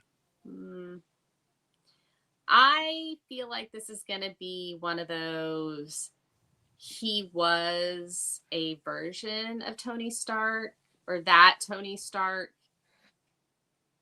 went to Latveria, and he's like a descendant or something. And I think that's probably, I don't know. I think that's it. I don't think they'll explain it. They're already planting the seeds for Dr. Doom and Daredevil, because last week they were talking about Latveria. I know. I was like, did they just say Latveria? Yeah. She was like, you're Latvian, right? Like, oh, they didn't. they just did this. I missed that. Oh, then when they were talking to the girl in the courtroom. Yeah, they were talking to the girl in the courtroom. So when Matt goes to get he was trying to get the guy's sentence, the probation, right? He goes to go talk to the court reporter, and he tells her, you're Latvian, right? And she goes, don't use my heritage against me. Yeah. I didn't even. That one flew right by me. Yeah. I did like what you have to say about Mysterio. Like, if he pulls Mysterio's tech and then he pulls, Tony's tech, like that would be kind of interesting. He finds a way to manipulate it, throw in some magic hands. There you go. Dr. Doom. Jazz hands. Jazz hands. Dr. Doom is what Mysterio wishes he was. Right. Yes. Mysterio is a tech guy. Teemo. He's the Teemo. He's the Teemo Dr. Doom. Just like how Matt Aguilar is who we want to be, right? Oh yeah, there you go. 100%. Okay, full circle. I mean, comic book nation all day. Cool, but I kind of like me. Yeah, you could be you. I want to be Matt. Okay, right. Phil, what's the next one? I want to talk about the next the next thing going on here, because right here, because speaking of Dooms Daredevil, because I was talking about Daredevil, are we getting the band back together? Sweet Christmas. Because it's Sweet Christmas, yes. Because the second season of Daredevil Born Again is currently in production, and the new rumor suggests that Matt Murdock will be putting together his own team to combat a growing threat in New York City, one spearheaded by Mayor Wilson Fisk. Wait, so they're gonna team up? No, he's getting the team together to fight Mayor Wilson Fisk. Oh, okay. All right. Right. As for what's coming, Fisk will reportedly assemble an anti-vigilante task force to take his crusade to the next level. At least one former defender is rumored to appear. Beyond that, the possibilities are wide open. So tacos on the table.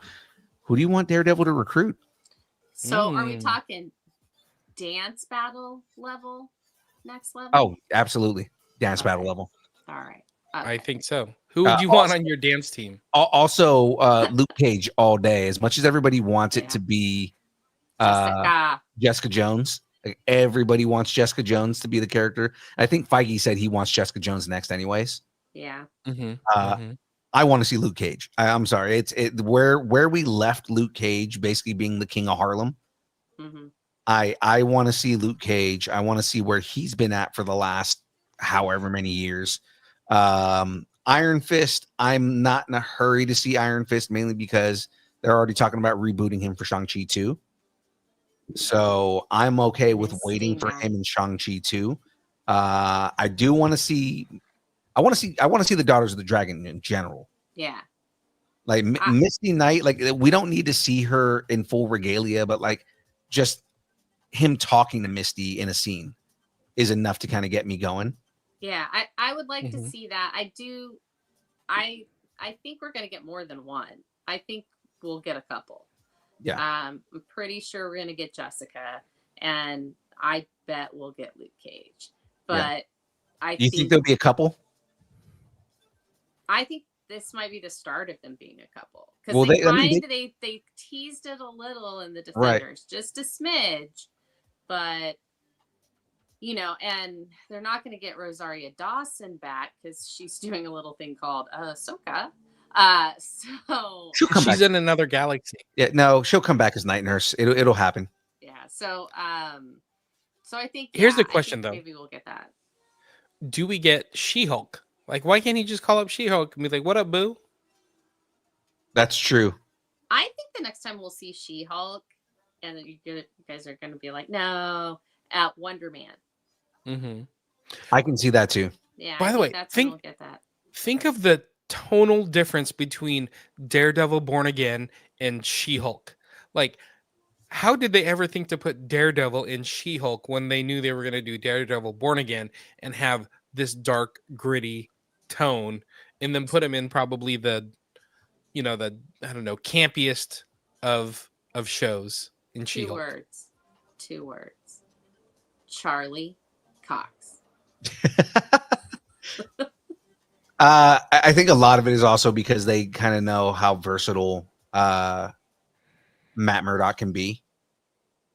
And they're both lawyers. Yeah. So there's that spin on it as well. And that's a reasonable buy-in for viewers to believe that they would get in contact with each other, like they would come across each other. So. Yeah. I mean, Matt Murdock also represented Spider-Man, so. Yeah. Yeah. How did you do that? I'm a really good lawyer. I'm a really good lawyer. Yeah. So. All seriousness, I think I got butterflies in my stomach when we talked about that. Just like, I don't know why that was such a memorable moment for me. I don't think they're going to do anybody that's not street level. So like I was joking about She-Hulk. I don't think she's going to be on the show. But no. I think there may be new recruits, maybe like White Tiger inspired people. Like maybe I think it was White Tiger's niece. Rumor has it his niece becomes the next White Tiger. Well, right. So, I mean, and isn't she White Tiger in the comics? In the comics. She's currently White Tiger in the comics. So I think by the end of the show, I think she's actually supposed to be White Tiger. Yeah, I think they're going for that. And then we also have to remember Jessica has her BFF isn't Trisha a superhero as well? Isn't she like the cat? Cat wears blue and yellow. She's Wolverine the cat? No, not Wolverine. Yeah, Wolverine the cat. You know what? That's my DJ name, by the way. Wolverine the cat. That's actually a good DJ name. Okay. Yeah, I don't know. Village, baby. We'll look that up. Was that our last rumor? I think it was. I think that was the last rumor. It's time to jump into news if you guys are ready. Yeah, let's do that. And I'll try and find out what the hell I'm talking about. All right. Well, you got to do some casting, so I don't know. Yeah. Well, let's get into the download, guys, because it's time for the download.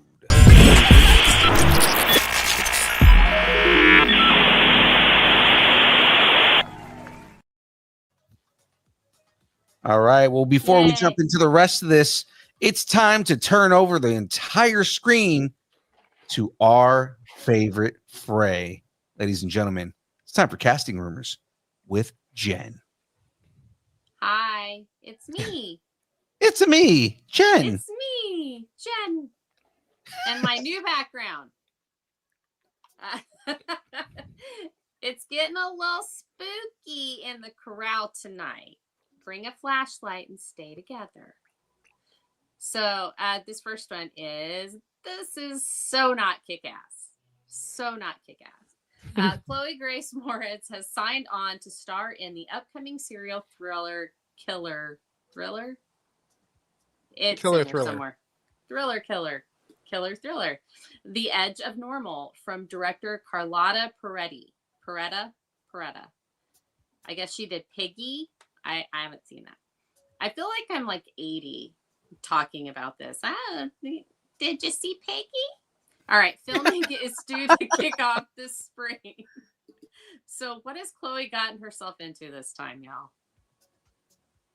I mean, Chloe Grace Moritz has been doing a lot of kind of more edgy things lately, and I think it's just like, you know, as she gets older, she kind of just wants to set herself as like she doesn't want to get pigeonholed into like different kind of roles. I mean, how do you get pigeonholed into any role when you play the character she played in Kick-Ass? But I mean, yeah, you know, I just see her just kind of like, okay, I'm gonna play whatever roles I want to play. Yeah. No, and think about it too, like when you're a child actor and now you're in your 20s, like you've been at this for, 15, 20 years. Yeah. So you're like, I'll do whatever I want to do. Well, I think it's a good, everything seems to be horror leaning lately for younger actors. And so, I think it's cool. And if she's playing the serial killer, then righteous. Good for her. Go female power. I'm all for that. All right. I'm also looking for the Trish Walker. Look, do the next one, and then we'll get to Trish Walker. Are they coming back to the scene of the crime?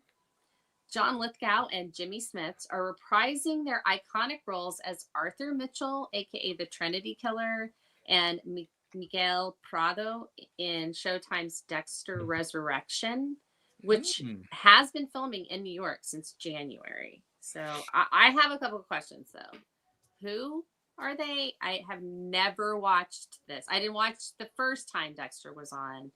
I just need somebody to explain to me why this is significant. So John Lithgow, I want to say it was either season 3 or season 4, was one of so he was the Trinity Killer. He was the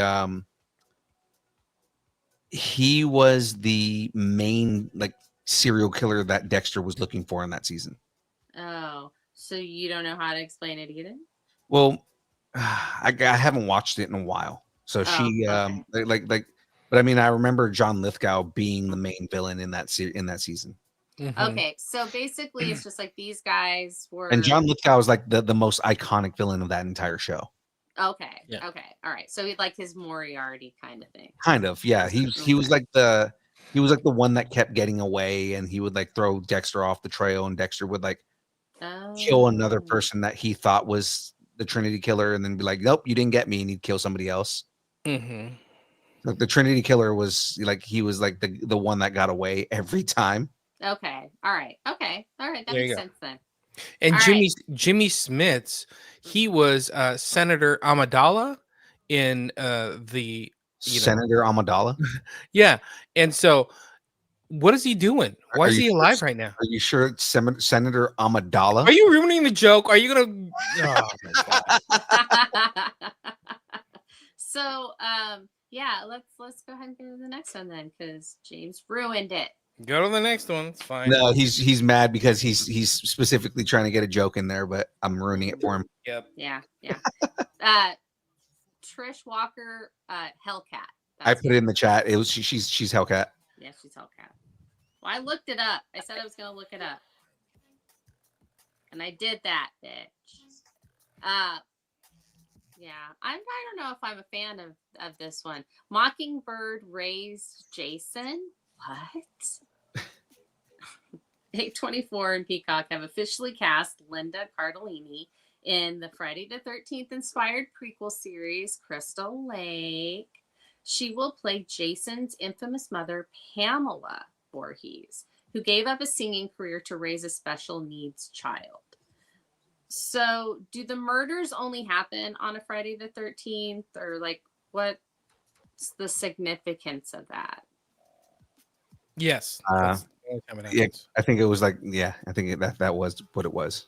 Really? That's okay. All right. Well, I mean, I was just curious. No, While I figure out what these projects are all about, please proceed to the gift shop for our merch, people. Because we got merch, people. I was ready for you this time.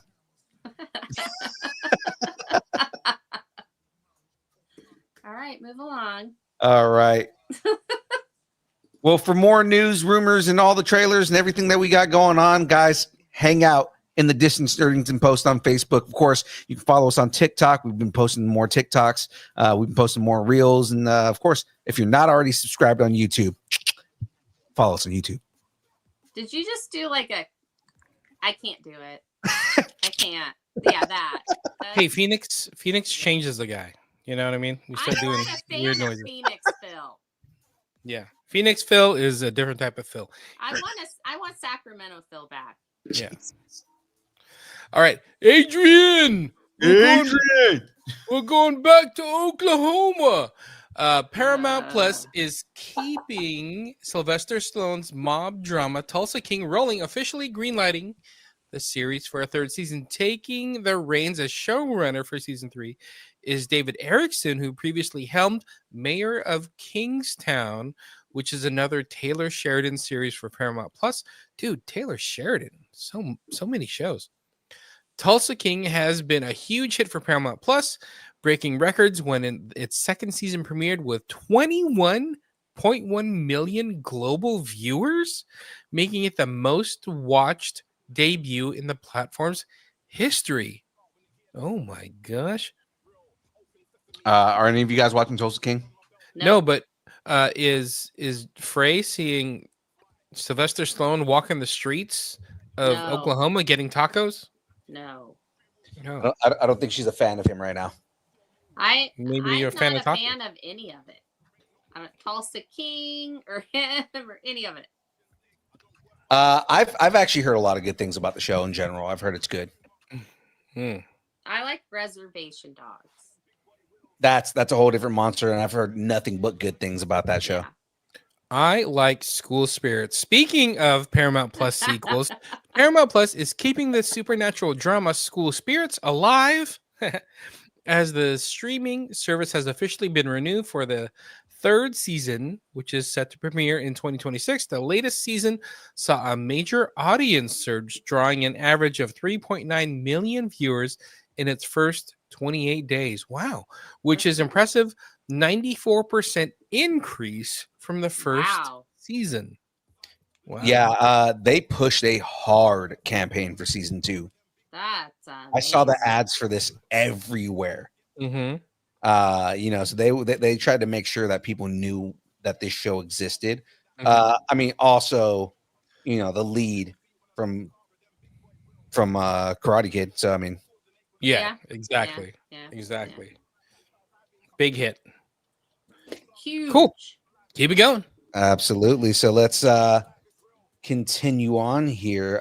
Over to Amazon for some God news.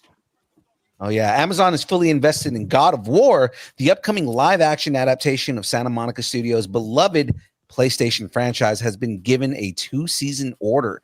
Showrunner Ron Moore, that's right, the Ronald D. Moore from Battlestar Galactica and Star Trek The Next Generation, confirmed the news in a recent interview with Katie Sackhoff. What? They're just keeping all the secrets, both Katie Sackhoff and Ron Moore, right? Saying, right now, I'm working on an adaptation of, there's a video game called God of War, a big title in the gaming world that Amazon has ordered 2 seasons of, and they've asked me to come in. So no date on when the war is coming to Amazon Prime Video, but also, do you guys think Triple H is going to play Kratos, and why do you think that's actually happening? My tacos are off the table. Are there any tacos? There's no tacos left. Actually, no, there's not. There actually was a rumor for a while that they were going to cast Paul Levesque, but I don't think Paul's going to do that. He has so much going on with WWE. Yeah, but he actually does look like Kratos. If you look at him with his beard, he looks like Kratos. But they need somebody a little bit taller. Yeah, definitely. Getting a little short. Paul's a little short.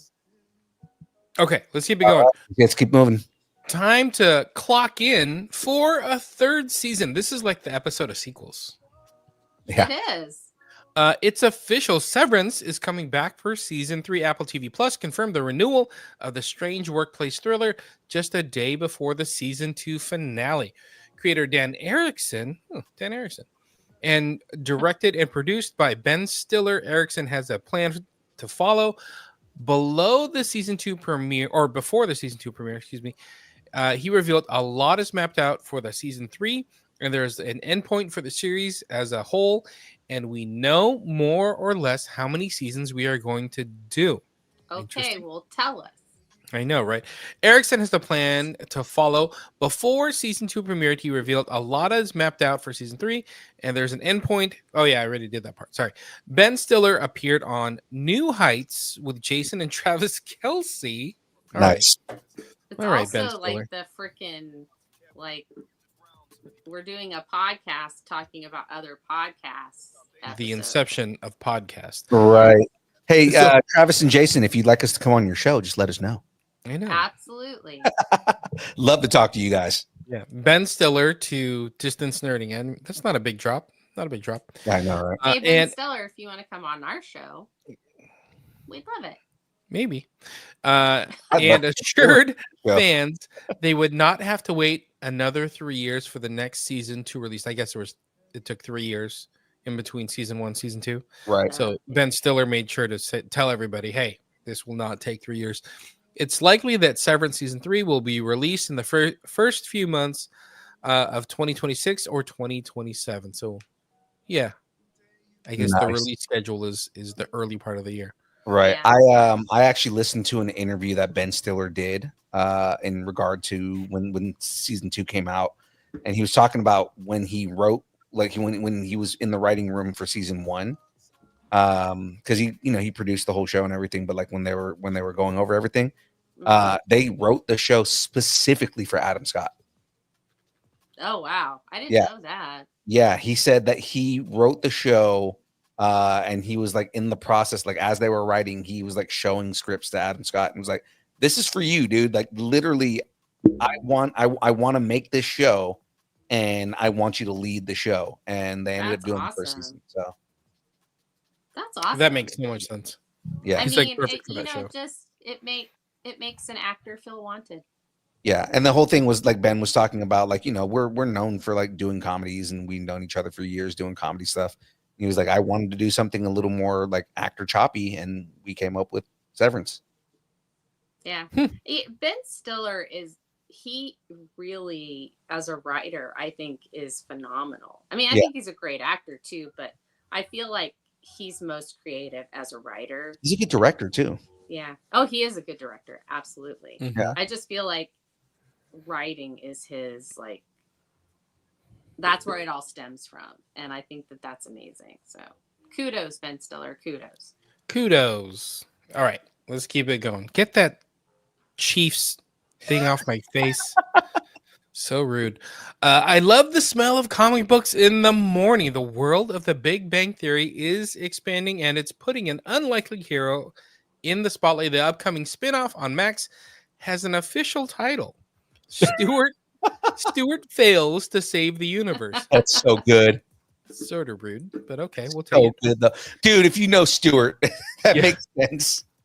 Apparently, you know Stewart. Oh, I do. He's like one of my favorite characters on that show just because he's so weird. Okay, Kevin Sussman's lovable yet perpetually down on his luck Stuart Bloom is taking center stage in this series. Kevin Sussman's lovable, why do I have that over twice? That being said, the series has yet to receive an official green light with Warner Brothers Television. I thought this was weird before. Why are we getting all this news and casting? Like, I think Brian Posehn came out and said he was going to be part of the show, but it's not officially green lit. Is that weird? I think they're just trying to push for it because they know that people enjoy Big Bang Theory spinoffs, especially with the way everybody liked Young Sheldon. Well, and also it's still huge rotation on like the reruns and stuff. So you've got kids that are watching it, discovering it now, and they want more stuff, you know. Well, why not greenlight it? I think Warner Brothers is being weird about all that stuff right now. I mean, they're canceling every animation show that exists and everything like that. We're gonna get more into we're gonna get more into Warner Brothers and kind of what they're doing later. But okay, their dysfunctionalness. Yeah, but I mean, like, you know, I think they're just kind of like they're like uneasy on pulling the trigger because they're afraid like of anything that's gonna fail. I think also because, you know, they're supposedly, you know, they're finally back in the green, so they're just like, we're just going to continue with the projects we have, and we're not going to spend money on anything new until we know that we're making money for sure. The greed aspect of it is what pisses me off, so we're not going to get into that anymore. Yeah, I wish things were more sunny over there. Oh yeah, I love the transition. Last time around, the sun for this show. It was previously announced that Hulu's animated comedy Solar Opposites was returning for a 6th season, but has now been confirmed that season 6 will be the show's last. So we do have an opsis, if James, or the James, official Solar Opposites final season opposites synopsis. The official Solar Opposites final season opposite synopsis. Yes. Got him. Don't cough. Don't fake it. I got you. I cough. Oh, you got me. You for sure. You got me. Witness the wild chaos of this unhinged alien family as they get into hilarious mischief, all while the final chapter of an epic drama unfolds for the shrunken people they've imprisoned in their wall. As the Solar Opposites navigate their unforgettable farewell, expect laugh out loud surprises at every turn. And remember, me and Jen have talked about this. The only reason we watch it is for the little people on the wall. It's the wall. It's the wall. All we care about is the shrunken people on the wall. God, I hope that gets resolved. I mean, if this is the final season, I'm sure it will be. I hope so. The final season will premiere this fall with an exact premiere date to be announced in the future. I would think that would be when, because I don't think you can announce it in the past. For that, you'd have to be born again. And is this franchise about to be born again? Looks like Jason Bourne franchise is looking for a new home. It's been reported that the long-running Bourne franchise is officially in the market and stepping away from its home at Universal Pictures. The rights are now being shopped around, with WME repping the estate of late author Robert Ludlum and overseeing the sale. Among those reportedly kicking the tires is Skydance, Apple, and Netflix. The Bourne movies have brought in $1.6 billion globally over 5 films. Whichever studio wins, it's likely the reboot. They will reboot the franchise, and not hard to imagine, it'll be adapted into a series like Jack Ryan or Reacher or all the other spy or shoot 'em up, shooty pew pew shows. What were they called? Dad TV. Dad TV. Dad TV. Shout out to Kofi. Which studio would you like to see take over the Bourne franchise. At this point, I bet you it's going to be Amazon because they have Jack Ryan and Reacher. So it's like, Oh yeah, let's just put it all together. All these dad shows are going to be on Amazon. I would like to see it on Amazon, but I think it's going to be Apple. I can see that too. Sacramento Deadpool with Matt Damon becomes a Disney princess. He already is. Yeah. Matt Damon. I don't know. I could definitely see Amazon going after this. Like, let's buy up, pretty established IP. Don't they also have James Bond? James Bond, yeah. Oh wow. Basically, Amazon is becoming the studio for spy thrillers. Yeah, that's true. And they have Citadel from the Russos. That's right. They do have Citadel too. And I think that had a spinoff as well. So, what do you think about Amazon with Power Rangers? Oh, well, let's talk about that, because more movie news, and this one is close to my heart. The long-awaited final film of Jason David Frank, Legend of the White Dragon, is finally within reach. Executive producer Chris J confirms that the film is now picture-locked, marking a big milestone in its journey to completion. The remaining work, including color correction and sound mixing, is now in the hands of a third-party specialist. That process is expected to take around 3 months, after which discussions with potential distribution can officially begin. The film should be fully completed by June, at which point the release date should become a lot more clearer. While the exact distribution plan is still being determined, an official press release confirms that the team is aiming for a theatrical release. All right. Okay. I like it. Yeah, it's a big deal for me, just because I've said it multiple times. I was a massive JDF fan, and it broke my heart to hear that he passed, especially the circumstances around how he passed. So I definitely want to see this, just because I want to see JDF's last movie. Yeah, and this was supposed to be like a passion project for him. Right. It's something that he was working on for a long time. Whoa. What is this? Sack Deadpool? Yeah. I worked on the pilot trailer for this? What? We didn't talk about this. Sack Deadpool is also filmed for Power Rangers. What? There's a Deadpool Ranger? Yeah, there is a Deadpool Ranger. Gotta make sense. That would actually be a good little cosplay mashup. Yeah, look at Say Wong. Wait. This is getting released? Oh, Sack Deadpool is sending me a picture right now. Oh, that's awesome. Well, that's good. Look, Sandra Betty in the chat. I need to see this. I love Forever JDF. Yeah, I think there's going to be a lot of fans. Like, dude, when we were at Power Morphin Con a few months ago, Power Rangers is still such a big franchise. Like, Power Ranger fans are diehard Power Ranger fans. Oh, hold on. Aside from that, I just noticed this. He sent me this. Ben Stiller tagged him in a tag. Wow. That's awesome. Ben Stiller tagged Sack Deadpool? Sack Deadpool in something. That's amazing. On his personal page. Why do we have a show? Sack Deadpool, get a microphone and take over, because this, I don't know what we're doing here. Yeah, I don't know why we have a show when you're over here. Like, you can get Ben Stiller on the show. Exactly. Apparently, Ben Stiller enough to where he's tagging you and stuff. All right. Speaking of Sack Deadpool, speaking of Power Rangers news, Disney Plus is developing a brand new live action Power Rangers with Percy Jackson and the Olympian showrunner Jonathan Steinberg and Dan Schatz in talks to write, showrun, and produce with 20th Century TV. Hasbro, which has owned Power Rangers since 2018, is backing the series as part of a larger effort to reimagine the franchise for a new generation. See, Power Rangers just keeps going. Hasbro Entertainment has been aggressively expanding its media footprint with projects like Clue reimagining at Sony, a Dungeons and Dragons series, Forgotten Realms at Netflix, and Magic the Gathering animated show from Star Trek Picard showrunner Terry Matalas. No dates when the new series will go Disney Rangers.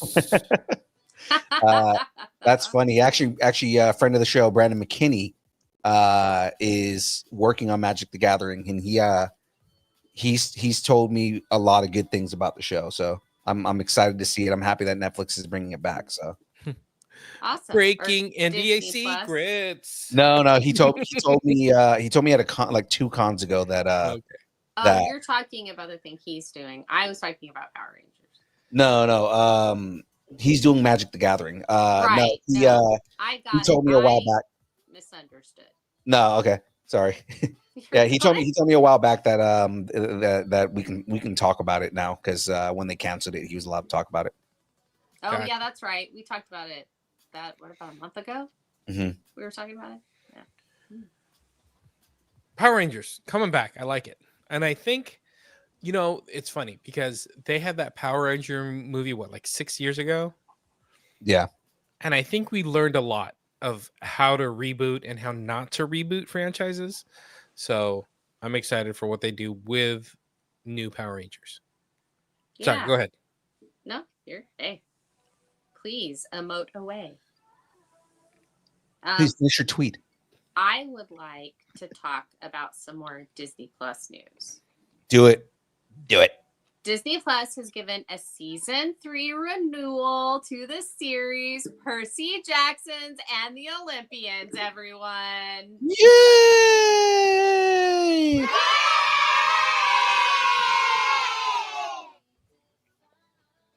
Next time I want more yay. Ahead of the show's season 2 premiere, which is set for the end of this year, Disney has announced that the show's second season will debut in December of 2025. What the what? I have to wait until December? Okay. I'm coming back. I'm back. Though an exact date has yet to be revealed. Well, you know what? We're going to talk about other months besides December. It's going to be a little Christmas present. Little Percy. Little Percy present under your tree. Yeah. And We'll if you're talk Jewish, about maybe it, you get it I early. Maybe you get eight episodes for Hanukkah. 8 episodes for Hanukkah. Guys, real quick, I've gotta show you these pictures because I'm super excited about this. So this is that movie. This is Legend of the White Tiger, right? You're right. That's Sack Deadpool right there. Oh wow. Okay. Oh, yeah. That's not him. That's him. Next picture over, him and RDJ or RDF. Oh wow. Or him and JDF right there, right? Also him right there. There we go. Him in the middle right there. How cool is that? That's awesome. We got us a celebrity in That's the him. chat. That's him in the Blue Ranger costume. Wow. That's so dope, dude. I okay. James, called your bluff. Sack Deadpool, we haven't interviewed you on the show, right? We gotta Yeah, you gotta do that. we gotta have him on the show as a guest. That would be fun. You gotta go look up your IMDb now. You know what I want to do right now? Talk about more Disney Plus. Oh, that's right, because that's what we're gonna do, and I'm super excited about this. Too much Disney Plus. Back to movies. Remember me? No, you gotta remember me. I know that's what you wanted me to do. I like intentionally had to go. Let me say it this way. Get ready to return to the land of the dead, as Disney has officially announced they are developing Coco 2, the movie that made me cry because it reminded me of my grandmother. During Disney's annual stockholder meeting, CEO Bob Iger confirmed that Pixar is developing a sequel to the beloved 2017 film with a theatrical release planned for 2029. Holy crap! So far away. The film was closer than you think. 2029 is so far away. Give me 1 second here. It's an Olympics away from right now. Yeah, it really is an Olympics away. It's another president away. It's another president. Do I do a third term? We'll only find out. Oh, God. The film was a massive success, winning 2 Academy Awards, including Best Animated Feature and Best Original Song for Remember Me.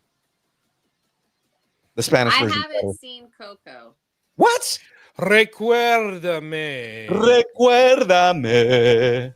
So I have some, look, guys, I have some trauma, okay? And it just hits a little too close to home. It involves dead Mexicans?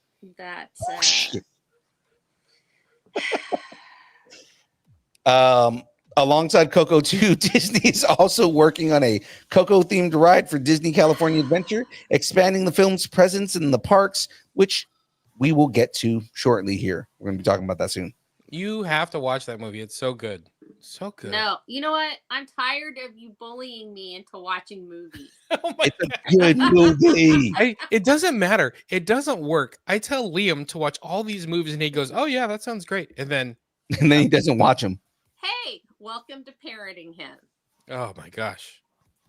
I want to ground him, make him watch movies. Hey, I watched Lilo and Stitch and enjoyed it. Okay? I'm not saying, and you know what? I've already seen Mulan, so I don't need to see that. I watched that already. Did you see the live action Mulan? I did not, but I have a It's actually good. I don't watch a lot of live action versions of animated Disney movies. Whether it's a remake or not, it's just a good movie. Like the end is very different than the actual animated version. Really? Plus, there's a lot more fighty. They tried to follow the actual story, like the actual legend. Still not. It's still not. You know exactly what the legend of Mulan actually is, what Fa Mulan is, but they were a lot closer in the movie than they were in the animated one. Yeah. Not to say the animated one wasn't good, but I'm just saying like they tried to follow the actual legend of Fa Mulan a little bit more closely. How is it on the scale of Raya and the Last Dragon? Oh, it's right up there. It's up there with Raya and the Last Dragon. Raya and the Last Dragon was good. That's currently my favorite Disney movie. That and Encanto. I like go back and forth. I'm trying to think if there's a live action adaptation that I like better than Mulan. I mean, Maleficent was kind of nice. A lot of people like Aladdin. Yeah. Yeah. I haven't seen any of those. Like, I really don't like. If I am a stan for the animated, I'm like, no, I saw the best version of this, and there's no topping it. But you don't know it's the best version. To me, it is because I loved it. But you're also judging. I did see Cinderella. I did see the live action version of Cinderella. Well, let's not start there. Why do we got to start there? I don't know. She had cool shoes. It's the shoes that got you. I get it. All right. Shoes. Oh, we're going to keep it going. This is the way to Star Wars news. Jon Favreau's Mandalorian and Grogu is breaking new ground as potentially the most budget-conscious live-action installment of Star Wars in the Disney Lucasfilm era. I've heard about this. A weird way to make news. Since Disney's acquisition of Star Wars, Lucas has poured a massive budget into each of its films. Rogue One came in at $200 million. Last Jedi became $317 million. Mandalorian and Grogu is sitting at a comparative $166.4 million. It's like half the price of The Last Jedi, making it the least expensive Star Wars theatrical release since Disney took the reins. Star Wars Celebration Japan is coming up next month. Fans might not have to wait too long to get the first sneak peek of Mandalorian and Grogu. Oh my God, I didn't even think about that. Oh, interesting. The film is currently in post-production and is set to hit theaters May 22nd, 2026. Yeah, I think our friends over at Comic Book Nation were talking about this on Friday. And they were talking about, like, you know, this is the way. the lowest budget Star Wars movie this ever. Is a way. But also, not just with that. Kofi was saying that he thinks that they're going to go the route of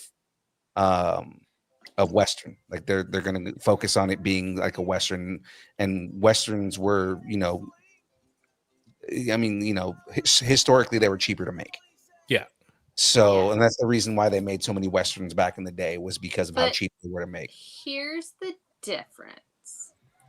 Horses don't have to be CGI'd in. Yeah, spaceships do. Mm-hmm. So that's going to make it kind of cost prohibitive. But spaceships, you don't have to clean up their poop. So yeah, so you're not hiring a guy to clean space poop. Yeah. No, you're hiring a team of people to create something that isn't there. No, because the thing is also, if you have a movie where it's really just you're going back to that first season of the Mandalorian. Sorry, I have a hiccup there. You're going back to the first season of the Mandalorian, and it's the wolf and the cub concept, right? And it's them kind of like investigating stuff and kind of tracking things down and tracking down leads, and it leads to something going on here. Somebody's trying to be sly with their snacks, and it's not working. Y'all. There's snacks happening. Are you eating cookies? What's going on here? I feel the tingle. I feel the snack tingle happening. Ooh, I feel the tingle. I'm opening veggie chips. Okay. Yeah. But no, so you guys are like, oh, it's not anything. Not as fun. So it's like, you think of like an entire movie of just like, wolf and cub, and then at the very end, you have like, the big final fight scene, and that's where the majority of the budget goes. I could see it. Yeah. I mean, but one of the main characters is a puppet. True. I mean, I'm totally on board. I'm really excited about it. I'm just trying to be the devil's advocate for this. Philippe, tingles. Ooh, tingles. No, read the next one. Your tingle's not going off. Oh my god! I think we just found the name of the show. Philippe Tingles. Oh god. I forgot to change the picture. Apparently, I was moving too fast here. Oh, wait a minute. What is this? This is not. I don't know where that came from. All right. Kevin and Peter are tingling again for the first time. Kevin Smith is finally getting his shot at writing Amazing Spider-Man just over 2 decades later than originally planned. This summer, Marvel Comics is dropping giant-size Amazing Spider-Man #1, the special event issue that sees Spidey team up with the Fantastic Four. Smith has had an interesting history with Marvel. His Daredevil, Guardian Devil ran from in 1998, was a massive success, giving the Man Without Fear a fresh direction, which led Marvel to offer him Amazing Spider-Man in 2002. But Smith's Hollywood commitments clashed with the demands of the monthly comic book schedule, forcing Marvel to rework his initial 6-issue Spidey story into a miniseries, Spider-Man Black Cat, The Evil That Men Do. At one point, Marvel offered him another Spider-Man series under the Marvel Knights imprint, but scheduling conflicts once again shut that down. So, guys, giant-sized comic Spider-Man #1 swings into comic shops on June 11th of 2025 this year. That is 2 massive franchises that Kevin Smith is writing right now. Yeah. Well, and the Spider-Man Black Cat, The Evil That Men Do is an excellent miniseries. It is. Like, not only does he have Spider-Man right now, he's also doing a giant Silent Bob meet Archie. Right. So he's also got like an Archie run happening right now. So it's kind of crazy that he's writing an Archie run and a Spider-Man run right now. Yeah. He's just doing like any project that sounds fun to him. He's like, I'll do this. But he's always been that way. Yeah, I'm just gonna make another movie that I want to make. Okay, great. I'm gonna go write Spider-Man. Okay, great. Must be nice. I think now the difference between then and now is that he's better at time management. I see. That's the thing, is like, because I think he's already had these written for a while, and I think he's probably just been writing them. Because I know he said that he's doing another movie next month. Oh, Gotcha. All right. Wow. You know who may not be doing a movie next month? Young Phil. Oh God. Okay, so this was the news that was kind of what I was talking about. Warner Brothers might piss me off. Why do I feel like Warner Brothers is going through a divorce where their partner is taking them to the cleaners? Because I think that's what's happening right now. I do.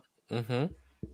It looks like Warner Brothers may finally be ready to sell Coyote versus Acme, which, please sell it. If you're not going to, do not write it off. David Zaslav, do not write this movie off. Every actor who was involved in this movie, I'm sorry, I'm already getting into it. According to sources, distributor financier Ketchup Entertainment is in advanced negotiations to acquire the film for around $50 million, which is a lot less than what Warner Brothers wanted to sell it for. This would be a major move for Ketchup Entertainment, which has been quietly expanding its footprint in Hollywood. If the deal goes through, Wile E. Coyote's long-delayed battle against the Acme Corporation could finally make it to the big screen with a theatrical release currently eyed for 2026. Despite testing well with audiences, which apparently has tested very well with audiences, the film became a high-profile casualty of Warner Brothers' cost-cutting strategy, like Batgirl, like Scoob: The Holiday Haunt. Coyote versus Acme was axed in favor of a tax write-off, leaving fans outraged and creatives frustrated. If Ketchup pulls off this deal, Wile E. Coyote's day in court could finally happen on the biggest screen possible. Hashtag justice for Wile E. Coyote. Hashtag release the condiment cut. The condiment cut. So here's the thing. Clever. It's very good. Ketchup Entertainment is also the company that bought The Day the Earth Blew Up. Yeah. And they're the reason that movie got released. So it seems like Warner Brothers really is trying to get rid of Looney Tunes. Like, they just want to just axe out Looney Tunes altogether. I think it is partially because they want to seem like a more serious company, and they think that stuff like Looney Tunes is just like childish and, you know, isn't good for kids and whatnot. But like, you know, Eric Bauza has been like really advocating for this movie, and I mean, Eric Bauza probably plays like 4 or 5 characters in the movie to begin with. Yeah. You know, but I mean, like, the thing is Eric Bauza has really been like, this movie is amazing, and I don't know why Warner Brothers doesn't want to put it out. You know, just every actor that's in this movie has all said that it is probably one of the best live action Looney Tunes movies they've done, which they've done a lot. You know, it's like the Luka Doncic trade. Yeah, because you know that the Dallas team is going to Las Vegas, and this was just the first salvo.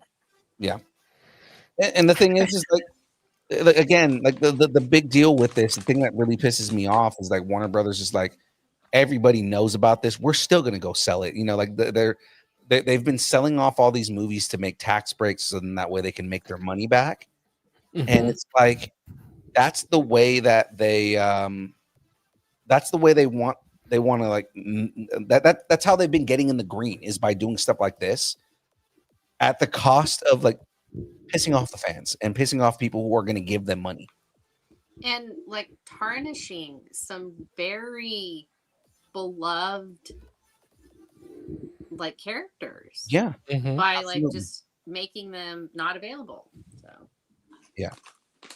now the other thing is Sack Deadpool saying they should sell Batgirl. The thing is they can't, because they already got the tax break for Batgirl. So if anything involving that movie leaks, they lose that tax break. So they've been like, they have to pay it back. So they've really been making a big deal of making sure everything disappears in regard to Batgirl. I think this Coyote versus Acme, I think it costs $70 million so selling it for $50 million still gives them a net loss Right. Yeah. They were trying to sell it for 65. Yeah, they were trying to sell it for 65. Yeah. And I think what's going on now is Ketchup is the only company in the game that's trying to buy it. Which I'm sure they're going to look for, like, either if they don't distribute it themselves, they're going to look for another distributor. But like, the big thing is like 50,000. That's kind of a kick to the nuts to David Zaslav. I'm sure it is the way that he's looking at it, but it's like, like they really need sell it to Ketchup, let Ketchup put it out, sell the rights to all of Merry Melodies and Looney Tunes to Ketchup Entertainment. Because apparently Warner Brothers doesn't want anything to do with it, and Warner Brothers isn't going to respect something that's been around as long as it has and has as much cultural impact as it does. Yeah. If you're not going to respect it, sell it to Ketchup. Let Ketchup do their thing. Yeah. I agree. I'm all for that. Just get away from it, Zaslav. Stop messing with things, Zaslav. Zaslav stuff on it. It's so Zaslavy. Before we move on to this next story, in regard to Batgirl, there was a leak that happened over the weekend, that Warner Brothers let go, and it was only because it wasn't actual footage from the movie. Somebody from the stunt team, and I don't think it was the person we know that did stunts on that movie, because we know somebody who did stunts on that movie. But someone from the stunt team released footage of them practicing stunts for the movie, and Warner Brothers didn't take it down because they were like, well, technically this is really just a stunt team promoting the stunts and not the actual movie. Right. But yeah, like it's the stunt work that they did, the choreography they were doing for Batman was awesome. If you get a chance to go catch that video. Well, put it somewhere, dude. I want to see it. I'll find it. It's on YouTube. I'll find it. Okay, we'll keep going because no money for more Disney Plus content, but sure, let's redo some parks. All right. This is what Bob Iger cares about. He doesn't care about Disney Plus. He wants the parks. So Disney CEO Bob Iger just laid out the company's ambitious future for their theme parks during the annual shareholders meeting with a massive $60 billion investment planned for the next decade. Wow. Among the announcements is the largest expansion in Magic Kingdom's history that includes a new Cars-themed area and the long-rumored Villains-themed land, which has been a dream for a lot of fans. Disney's Animal Kingdom is also getting a significant update with the addition of tropical areas, a new land featuring attractions inspired by Encanto and Indiana Jones, because Encanto and Indiana Jones are in the same universe, right? Okay. Yes, that's 100%. Over on the West Coast, Disney California Adventure is getting a major upgrade, and he confirmed a Coco-themed ride through attraction and finally made it official. A long-awaited Avatar destination is coming to the Disneyland Resort. The timing of these expansions is no coincidence, as Universal prepares to launch its Epic Universe Park in Florida this May. Oh my gosh, this May already? The theme park was heating up, and the theme park wars are heating up, and Disney is making sure it stays ahead of the curve. Will the massive expansion finally give Iger the love he craves from the House of Mouse fans? I'll give him a side hug, like a bro hug. No, I'll slap his face. My issue here, part of the reason we haven't gone to the parks is because it is progressively getting more expensive to go to these parks. The expansion is going to happen, but he's also going to use that as an excuse to raise the prices.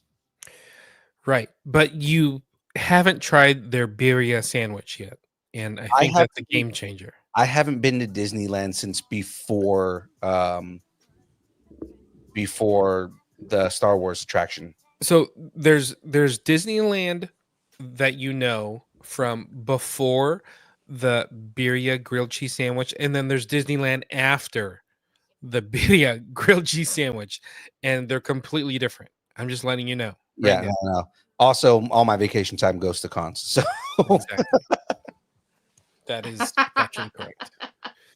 All right. Well, I mean, I will take the park expansions.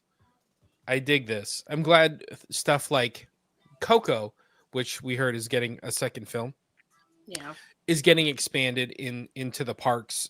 I like that. I mean, they kind of do test runs where like they'll have like one or two characters in the parks, but now they're like, okay, this is going to stick around. This is, core memories for a new generation. We need to expand this. So I'm all for this. But then they also have in Frontierland, the restaurant got themed to Coco. Yes, exactly. Mm-hmm. Exactly. Look at you. See, Yeah, well, that happened before. There was the last time we were there. We got they had like a chocolate parfait that we went over there. Birria grilled cheese sandwiches right around the corner, bro. Make it happen. Next time we go to Disneyland in like 5 years when I can afford it. All right, we'll talk about it then. Who got the next one? I believe it's Jen. It's moi. C'est moi. C'est moi. C'est moi. Wait, will she be Doomheart now? You guys didn't like that? Doomheart? Because Iron Man's Dr. Doom now? I didn't hear you right. Wow. Yeah. Okay. No, I did. I thought you said will she be Doomheart now? And I'm like, Doomheart. Doomheart. But now I hear you, Doomheart. Okay. Maybe I didn't enunciate. No, that actually is good. Wow. Yeah. Man, I feel just as heavy as she is. All right. Marvel has released some new images from their upcoming series, Ironheart. The images feature Riri Williams, played by Dominique Thorne, in her armor and taking flight. Marvel has yet to release an official trailer for the series, and it's coming out this summer, y'all. So hopefully we'll get one. Riri will be wearing a few different armor costumes over the course of the series, but it looks like she'll be spending most of the show in this early prototype suit, which is the picture we have on the screen. For those of you listening, it's a head. It's just an armored head. All right. It's her mask. It's her mask. It's an armored head. All right. So there is a synopsis. Is this still a thing? Opsis. Doomheart sounds really emo. Synopsis. Is this still a thing? Opsis. Doomheart sounds really emo. Synopsis. Doomheart instead of Ironheart. I get it. I get it. Oh my God, James. I'm with it. Set after the events of Black Panther: Wakanda Forever, Marvel Television's Ironheart pits technology against magic when Riri Williams, a young, genius inventor determined to make her mark on the world, get it, Mark, returns to her hometown of Chicago. Her unique take on building iron suits is brilliant, but in pursuit of her ambitions, she finds herself wrapped up with the mysterious yet charming Parker Robbins, aka the Hood. Ironheart premieres on Disney Plus on June 24th, 2025. Ooh. Okay, so question, I keep forgetting. Oh, Mark. I get it, because Mark, whatever. Iron Man. I get it. I'm glad this is the last story because I'm done with you both. I know. She's like, I'm done. You guys suck. I can't believe it's I'm like just 3 months away. My gummy worms and yeet out. You're gonna yeet your gummy She's worms? Eat her gummy worms. I am. I'm defenestrating them right now. So what I was asking is how long after Thunderbolts is this? And Thunderbolts is May 2nd. So it's May, June, so a couple weeks. Yeah, so I have a feeling the reason that they're not doing a whole bunch of promotion on this is probably because the trailer that they need to put in there might be spoilery for Thunderbolts.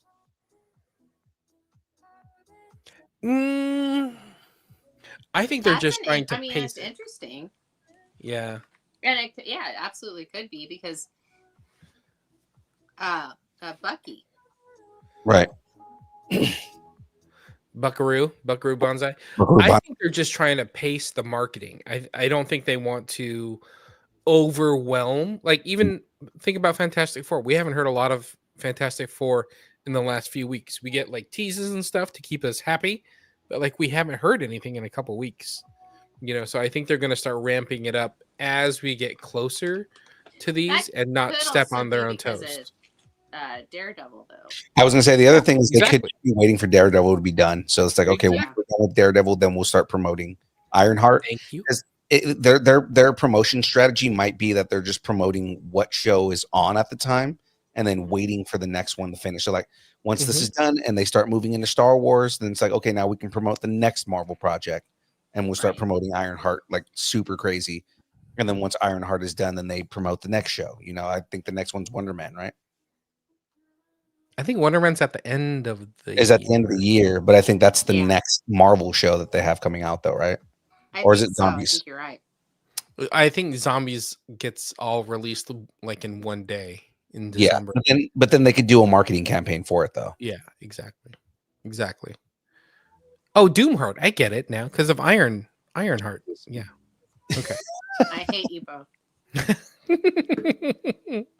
that delay is how my internet feels right now. Yeah. You know what I don't hate? Our merch. I don't hate that we have merch, people. We got merch, people. Woohoo. It's right now. Come on. Jen absolutely hates us right now.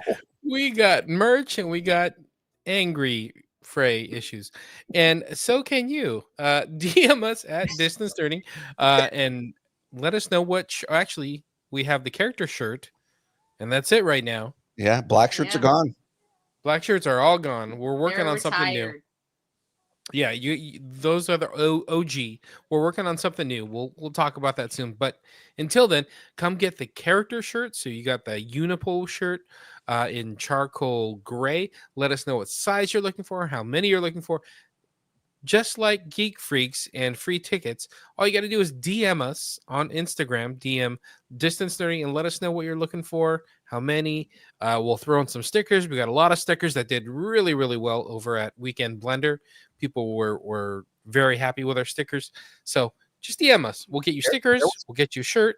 $20, $25 if we got to ship it to you. $373 if you're in Florida. And we will only ship it to the border of Mississippi. I don't even know if that's next to Florida, Georgia line. Georgia. There you go. Isn't that a country band? What? Anyway.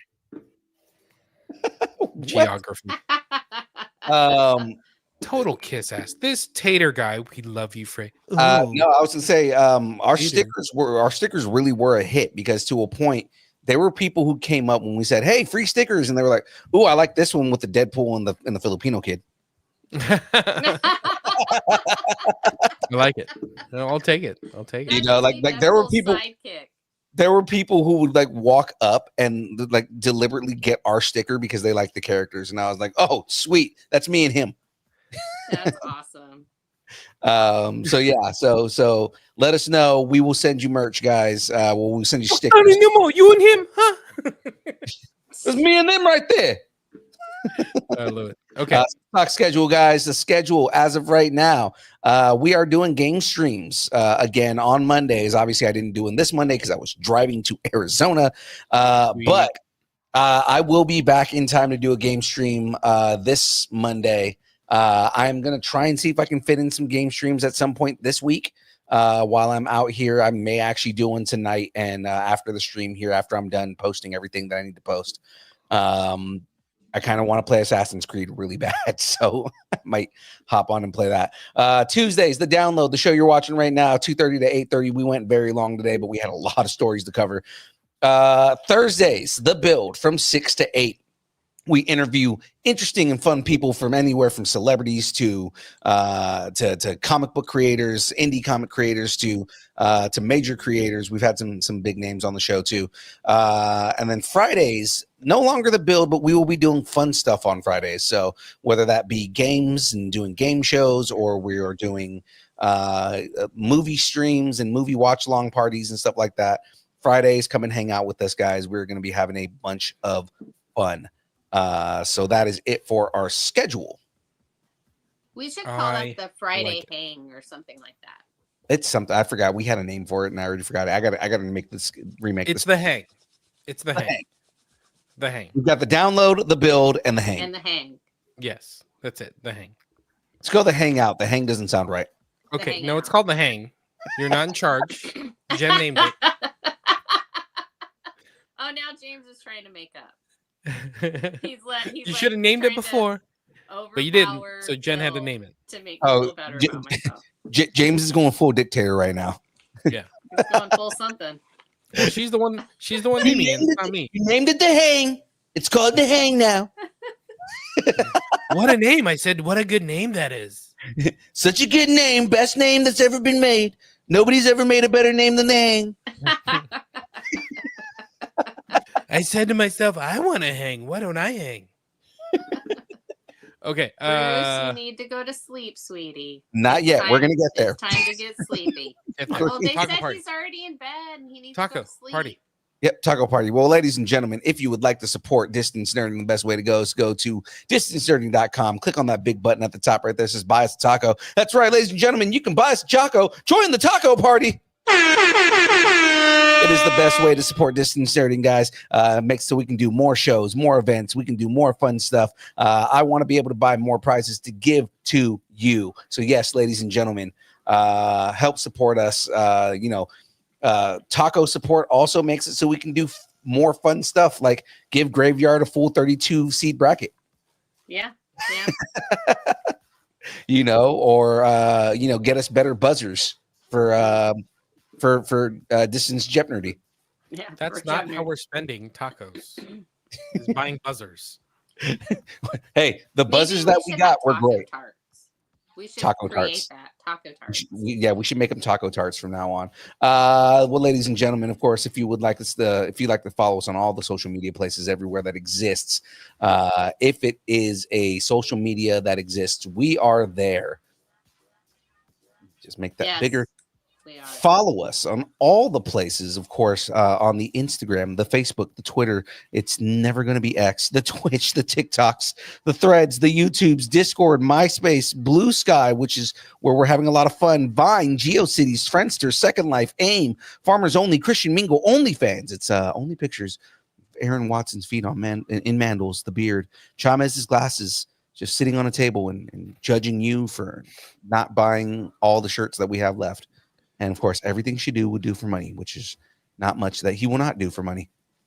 He won't watch a movie for money. I'll tell you that. You're actually not wrong there. Of course, if you would like us to break up with your boyfriend, girlfriend, significant other, pet, schoolyard bully, annoying neighbor, just tell us how much you enjoy us, hate us, or wish the internet would consume us completely and spit us out at the feet of I didn't have Cthulhu.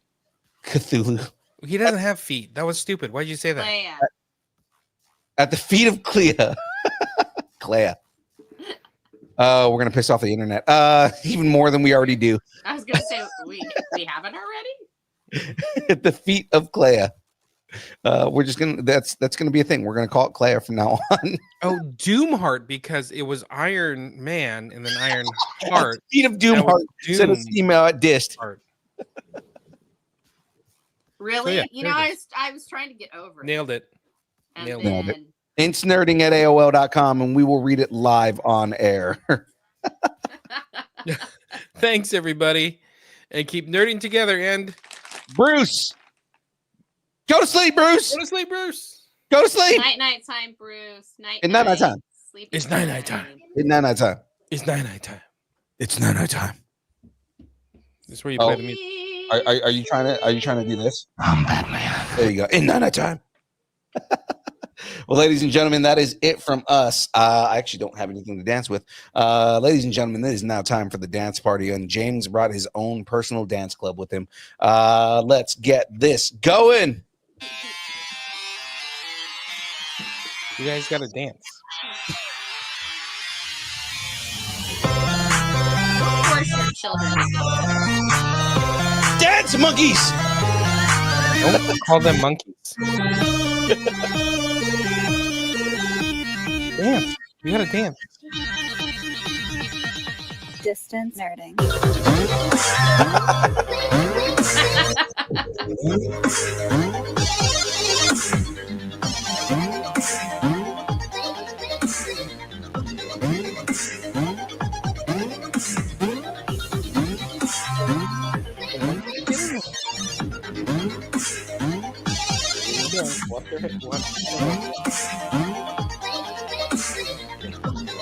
And go.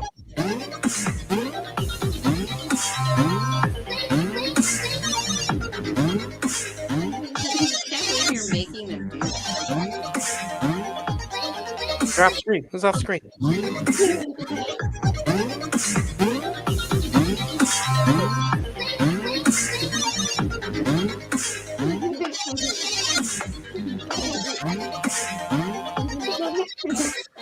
Shouldn't you be in bed?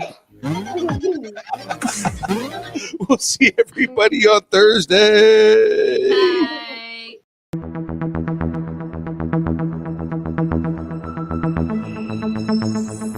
Bye.